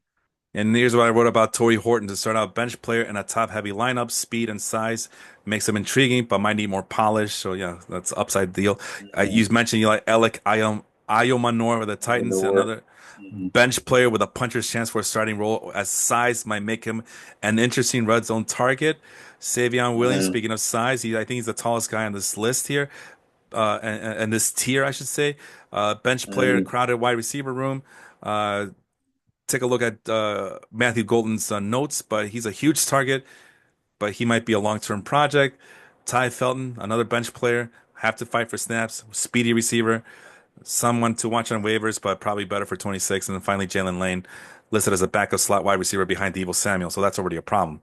So besides Ayo Manor, is there somebody else that you like on this list besides Torrey Horton, Alec Manor? Is there somebody else you want to shed the spotlight, or you ready to move on here? Um, um, Probably ready to move on. I do think Williams has some, for his size, definitely has some good speed and the intangibles that you might want. But yeah, I think we've already hit everything. And this should be quick and easy. Tight end is, I didn't even do a tier for this. It's just, it's, it's Tyler Warren and everybody else. I still don't know what to make of the Bears pick. Colston Loveland. Yeah, He looked good on the I highlight think they. package. Go ahead. Yeah, I think they picked him because he was a bit more well-rounded as a catcher and a blocker. And as we know, we saw with the Patriots years ago with Gronk and Hernandez, you can never go wrong with two tight ends as long as one can at least be a decent blocker. And the Um, other one's not killing other people. oh yeah, That's always key. yeah, of course, yeah, of course. But I think they took Loveland because he could pair up well with being being more of the pass catcher. Um, so I Hmm. think that's why they went with him. I Well, personally thought Warren was the better player, yeah. but I don't know how you're going to do with having two tight ends that are mainly pass catchers. Like, who's going to do the blocking on third and short? See, So I think that's why they went that route. but Colston Loveland, that was the on the NFL telecast, NFL channels telecast, they were saying that the big thing about him was his ability to get open. They weren't, I mean, Hmm. that he can block, but his big thing was that he knows how to run routes. He's a great pass catching tight end, and he's gonna be another target for Caleb Williams. And it was Tyler Hmm. Warren that was getting like the traditional nitty gritty, tough and tumble designation at tight end. So it's very hard. But then you look at at these comps and hell yeah, I'm all on this. Trey McBride, Jason Witten, Uh, sign me yeah, up for sure. I just don't know. I mean, yeah. I'm gonna try to be positive about the Bears because this is something I'm not. See, the problem with the Bears is that all throughout the year last year, it just seemed like they needed line linemen on both sides of the ball, Hmm. defensive linemen and offensive linemen. Yeah, yeah. They try to address some of the O-line issues through free agency and via trades, I should say. And then the hope was that they were going to get O-linemen on this one.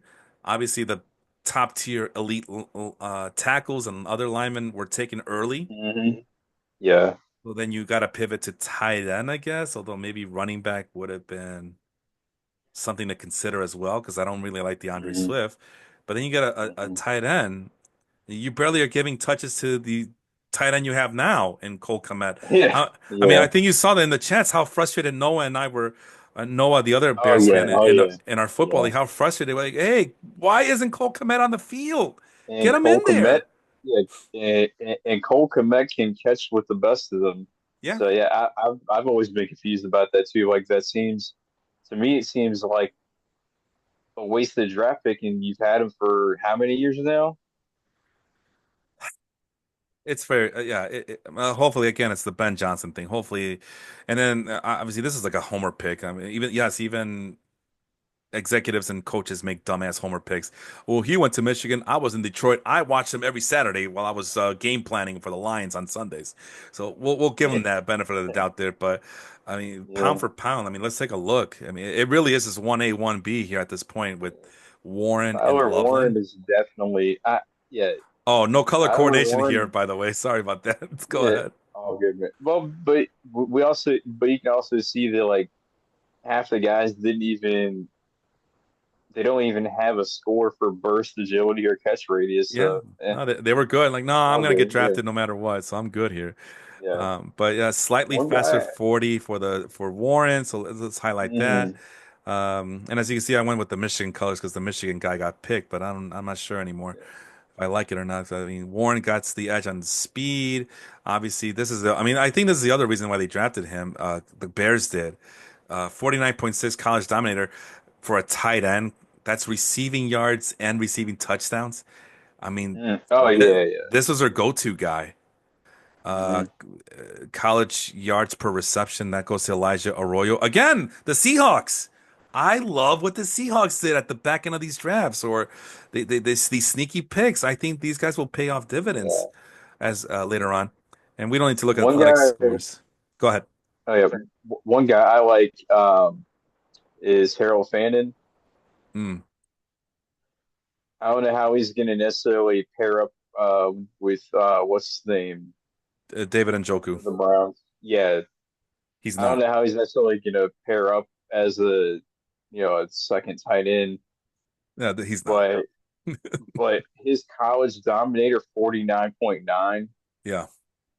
is pretty solid, and I think if he can get on the field enough, he's going to be a sneaky kind of guy that you need to keep an eye on as far as, but not probably not so much fantasy purposes, but for a defense to they got to keep an eye out on him if he gets on the field enough. Yeah, he went. And then Harold Fenton did go to Bowling Green. I mean, not to mm, disrespect the Mac. It's always Mac. What's the Mac After Dark or Mactastic or uh, what's their big saying? The Mid America. it's the Maction. Oh, we got some action here. So it's pretty Yeah. easy to be dominant. I mean, it's the whole Ashton Gianti thing. I don't want to take away too much, but there's a reason why he was drafted Mm, in the third round and not in the second or first round. Um, but this is gonna be, and I know that a lot of experts, both on the real side of the ball and on the fantasy side of the ball, were kind of disheartened by the fact that Loveland and Warren were drafted by two teams that probably did not need a tight end. One, because Loveland mm, is going to the Bears and they require a lot of mouths to be fed. Meanwhile, the Colts, they don't have a mm. quarterback. But hey, listen, Tyler Warren could be this year's Brock Bowers easily. Oh, of All, course. all the more Yeah. reason to get him. And Yeah, I don't understand why like if the Bears were going to go tight end, I still don't get it. yeah, nobody does unless you, like I said, Warren was the guy. Warren was the guy. yeah. Unless, like you said, it's they're trying to duplicate Aaron Hernandez and Rob Gronkowski. But the other thing that the telecasts for the NFL Network were mentioning was Ben Johnson got his Sam Laporta. He got his Sam Laporta. Like, that's not fair to the kid, man. I mean, Laporta was a freak Yeah. athlete too, and I don't see Mm-hmm. that from Colston Loveland. I just see a solid tight No. end who knows how to get open, can create space for Mm-hmm. himself. Anyway, moving on. Let's take a look at the rankings on the other screen. I'm not going to share it, but. It might be too soon to tell. I'm looking for these guys though. I'm not look. I can't find them. By the way, Travis Kelsey, tight end number 10. I think I'm gonna get him a lot into my drafts. Okay. Colston Loveland, number 20th overall. Tyler Warren, 25th overall, and that's just stupid. That is so stupid. Like I don't care if it's early. Who came up with that? It's just the consensus rankings over at Fantasy Pros. It might be too early, and obviously we're already seeing these rankings change. But I Mm-hmm. mean, it's a combination of one, two, three, four, five, six, seven fantasy experts, and they're all well respected, by the way. Mm. And they have them low. I mean, but One obviously, of these. yeah. But we can do some fantasy rankings. Let's start Yeah, with Loveland, yeah, 20th yeah. overall. And gun to your head, just yes or no. Is Colston Loveland better than Zach Ertz, Washington Commanders? I can't give a definitive yes. Yes, you can. The answer is yes. Come on. Isaiah Likely, yes or no for the Baltimore Ravens? I mean, I. The thing is, I didn't pay attention enough to him when he was at Michigan to really give much of an answer. Well, the answer is yes to that one too. Moving on. All right, yeah, Is he better than Pat from Youth at number 17? Yeah, probably, I probably should show this. probably. Yeah, let's show this. Let's show it for the class. I don't know why I didn't do this earlier, but let's zoom in as much as we can. Okay, there you see. Is he better than Kyle Pitts? Well, Kyle Pitts hasn't necessarily shown that he's consistent, so probably so. I'm a At least you know me, from man. a fantasy perspective. No, even from a real perspective. I mean, plenty of Falcons fans are not happy with him. Um, Yeah, I will say this: yeah. I'm a huge Kyle Pitts fan. I still believe in Kyle Pitts, Me too. and Me the too. price. Oh, so you agree the price is right here, Hmm. and you're going into two tight end territory with Loveland. I would still get Loveland over Pitts at this point. Is he better than Okay. Hunter Henry for the Patriots? What has Hunter Henry ever done for anybody in his life? Nothing for nobody. Of course, he's better than. Yeah, of course. Yeah, and as you can see, a little bit of the Bear homerism is going on here. Let's okay. He's. I don't think I'm gonna draft him ahead of Tucker Kraft for the Packers. I do like Tucker, No, no, but is he better than Dallas? Any of these guys? Dallas Goddard, Dalton Kincaid, or Jake Ferguson? no. Okay. Did you agree that he's better than Hunter That Henry? that's yeah, I'd So say so. But once we get a little higher up than that, that's where you kind of draw the line at. all right. So top 15, Um, not top 20, top 15 tight end right there. Let's move on to Tyler Warren. And as you can see, it has fallen 5 spots at in the 20, past week, and that's all because of the quarterback. I still think that, I mean, the Raiders didn't have a quarterback last year, and Brock Bowers was getting it's over a explosiveness. thousand yards. Oh my goodness. Tyler Warren over any of these guys, Chig Okonwo, Mike Gesicki, Kate Otten, Brenton Strange, Zach Ertz, Isaiah Likely. Do you see yourself moving Tyler Warren up the rankings when I just mentioned those guys? Yeah, I see him above all of them. Above Kyle Pitts?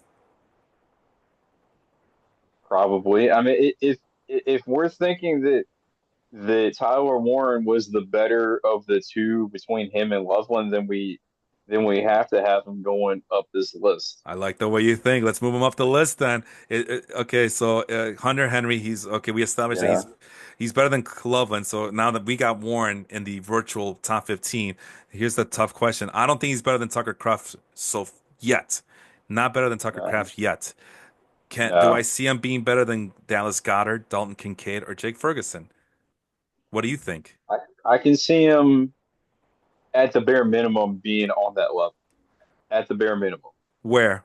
Pro- Uh, probably against any of those three. Where? What number? Give me a number. 12, 13, 14. What number do you put him? Gun to your head. I probably put him at 12 There you because go. There you go. I have him really high. I don't know Freaking why knew he it. wasn't the first tight end taken. Freaking knew it, Yeah, man. I don't understand it.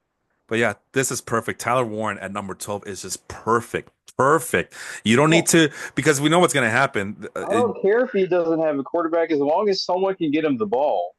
Yeah, That that's what matters. because there's this illusion that oh, tight end is so weak. I mean, it is weak. Let's face it, but It is. it's not top. It's not elite. The elite in that position are not good enough to make or break. There's no Travis Kelce this year. Put it this way. Mhm. Actually, there was no Travis Kelce last year either. Good. Yeah, yeah, We blame Taylor yeah. Swift for that one. And fantasy owners found out. This is why you always wait at tight end, just like you always wait at catcher, right? Yeah, Pretty much the same players. yeah. But I love all these guys. I love Brock Bowers. I love Trey McBride. I like TJ Hawkinson. I don't like Hmm. him where they're I don't like to pay for I don't like to pay top dollar for tight ends. No. And there's gonna be a lot of owners that are like gonna freak out. Oh crap, I need to get one of these three guys. And then once those three Yeah, guys are gone, and you're gonna get one of the someone's gonna get one of those three guys by like the second round, oh, and horrible. yeah, and you're like, okay, you could have waited probably like at least another 2 or 3 rounds and you could consider picking Spe- any of them yeah, because they would still especially be on the board. Especially with George Kittle dropping to that tier two, and then same thing Yeah. with Sam Laporta. Laporta was TE Hmm. number one last year. Now he's number five. So maybe third or fourth round. Either way, just wait. Oh no, but Laporta's gone. So now you got all these owners panicking. Oh crap, I got to get Jonnu Smith. Wait, I got to get Evan Ingram. Mark Andrews. Oh my god, David Njoku. If you're gonna get a tight end in the top 10, Travis Kelce is the guy to get.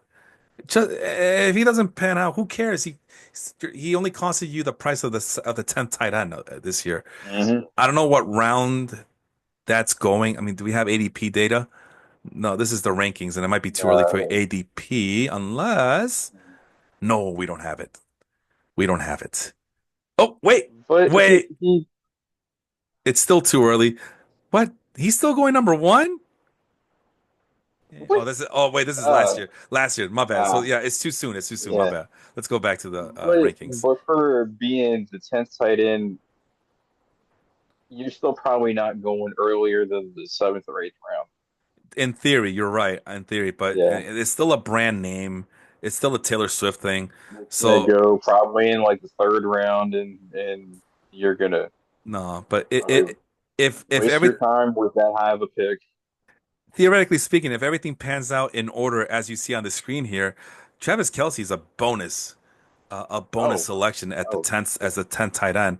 But let's say you miss out on all these guys. Let's say that you're too busy like me and you want to draft all these running backs. You want to draft Jaden Higgins or I don't know, whatever. And you wait till mhm, the 12th and 13th tight end are still available. You still got Tucker Kraft, who's a really serviceable, good tight end. Who possesses some athletic attributes that are worth considering here. mhm.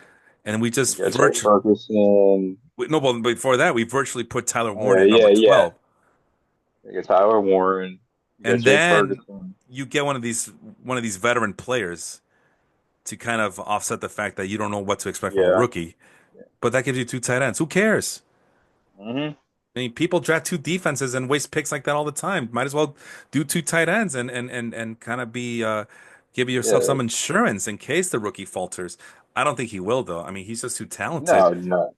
And like I said, all I That go ahead. I was gonna say when you were mentioning like people drafting two defenses, I had a dude in my other league draft three quarterbacks, Oh, that's terrible. probably in hopes to be able to trade people. But Yeah, like I said, mm-mm. being able to have two tight ends, Listen, bro. you can't go wrong with that. Listen, bro. Can't The go only wrong with.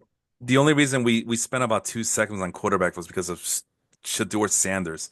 Uh, Otherwise, it should have been a 5 minute Yeah. conversation, and then we move on to running backs. Because the most important thing about a listen, brother, the most important thing about a quarterback in fantasy terms is not how far he could throw, it's not how many yards he can accumulate, it's not how many well maybe rushing yards do matter, so I'll take that back. But it really boils down to how's his schedule looking. It's all about Mhm. matchups. How's the schedule? How's the schedule? Is he getting the ball to the end zone? Is he facing the Raiders twice a year? Yeah, okay then. I mean, we saw what happened to Pat Yeah, Mahomes last yeah. year.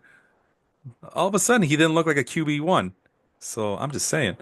So yes, I like the two rookies, and then as far as long-term projects go, the rest of these other guys you mentioned, Fannin, Terrence Ferguson for Mhm. the Rams. What did he do? As I'm just trying to wrap up here, he went to Four Oregon. six three. Yeah, Yeah, that's the fastest 40 time for a for tight tight end. ends on the field.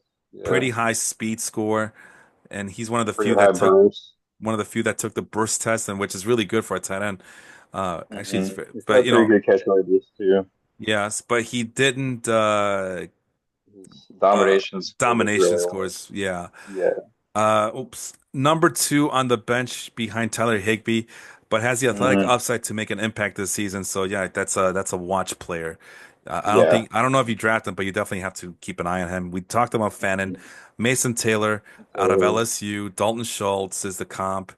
Um, decent with the agility, Jets, but again, yeah, low college his dominator 40 score. times, and his 40 times is not the greatest either. Yeah. But he is the unquestioned number one tight end for the Jets as of yesterday or today actually, when I was finishing up this spreadsheet. But Who he might do the be Jets have at tight end? Because, nobody, jeez, apparently. if Mason Taylor got drafted relatively late, if I remember, and Yeah, that's your number one tight end yeah, I'm looking as into a it. rookie, I'm double checking my work. But he's still a little raw. And as you saw, he yeah, doesn't have a he's a, proven track record either. Go ahead. he's a work in progress. Tight end, number one, yep, behind he's in HUD of Jeremy Ruckert. They signed Stone Smart, whatever that is. I'm afraid to say the next name, Zach Kuntz, Kuntz, I guess. It's, yeah, Kuntz. Anyway, I mean that jeez, yeah, jeez, he's that sounds like they just like at tight end they're just going with like a random high school's roster and be like, yeah, we're just gonna pick these guys. a second rounder actually, second round pick out of LSU. So he has a draft Oh, second round, capital. jeez, oh, oh. So I mean, he has the Why upside. don't I Just remember him getting picked so high? I don't know. But yeah, he has the size, he has the athleticism. Wait, does he have the athleticism? I'm mixing these guys up already. What he He's doesn't have is the track 11. record. Yeah, he's got 11.6 agility. He didn't do the burst. His speed thing is okay. It's okay. His domination is low. Oops. Actually the lowest on this list at 11.5. Okay. So he needs a little bit more polish, but he's gonna be given every opportunity to get catch passes from. Mm. Who's he catching passes from? Justin Fields. Oh God. Oh, Hey, oh. how about this quarterback room? Justin Fields, Tyrod Taylor, Jordan Travis, Adrian Martinez. Brady gets Cook. What? I don't know. And to finish it up, Elijah Arroyo, which again I've been pretty damn high on the Yeah, from Seahawks. Miami. Yeah, second round pick out of Miami. You call it Eric Ebron as a comp, but I love these Seahawk players. 4.64, 40 They're ranked speed. Is good. they're ranked low, but they have the attributes to be successful NFL players. But again, Yeah. uh, explosive player just based on the college yards per reception at 16.9. That's the highest on this list. Hmm. But you just mentioned the college dominator at 15.1%. So he wasn't getting a lot of touches for LSU. I'm pretty sure LSU was loaded, Hmm. but it's there for the making. And it's a long-term play. Maybe it plays better next year, but I mean, Hmm. the Seahawks are going to be a team to watch in terms of how Yeah, they develop those they players. they've made some good moves. I love They've it. definitely made some good moves. Yeah, if I'm a I Seahawks fan, mean, I'm excited. Go ahead. yeah, you got Milrow probably gonna get a lot of time at quarterback. You got Arroyo at tight end. They got some of the let me see. The Horton was the one of the receivers they picked. Uh, Martinez, the running back. Yeah, they've made some good moves, especially with the draft. Um, I mean, Sam Darnold is at least a safe enough move for the first few weeks. Where if you're trying to get Milrow, like adjusted to the playbook and everything, even if Darnold sucks for a little bit, you can plug Miller right in, Yeah. and he's got some weapons to work with. So yeah, I mean, I like what they've done. We just got to see if some of these players uh, with these intangibles can pan out.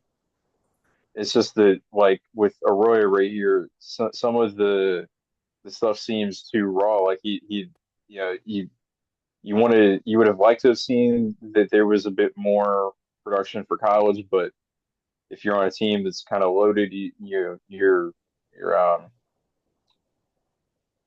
kind of limited in a sense. So, Yeah, but we'll see. and that's the list. Hmm. So I honestly don't. I lost track of time already. I've been keeping up on. I don't even remember what time we started, but I've been trying to keep track of it on my watch. But time flies when you're having fun. This was a fun one. I'm glad we were Yeah, able to do this. This is the first time I've ever done something like this. Like I said, lots of good players. We love the tight ends. The two top. Well, we have mixed feelings about the top I two like tight the top ends. tight end. Yeah, Yeah, yeah. but I think with tight end being so weak, you kind of have to shoot your shot at them with Loveland and Hmm. Warren. Wide Yeah. receivers, there's some good long-term plays, but those top six guys, uh, Travis Hunter and Ted McMillan might be worth it. Hmm. Running Yeah. backs, I mean, we lavished and fawned over those top four Over guys, and then Henderson and Hampton Judkins. and Judkins. Yeah, yeah. Those top four. I mean, I can't imagine not going after one of those. And then at quarterback is just Cam Ward, and that's it. Everybody else Pretty is, much. yeah. Anyway, with all that being said, thank you so much for coming on. You got the last word. Final thoughts before we sh Yeah, of finish the course, show man. here.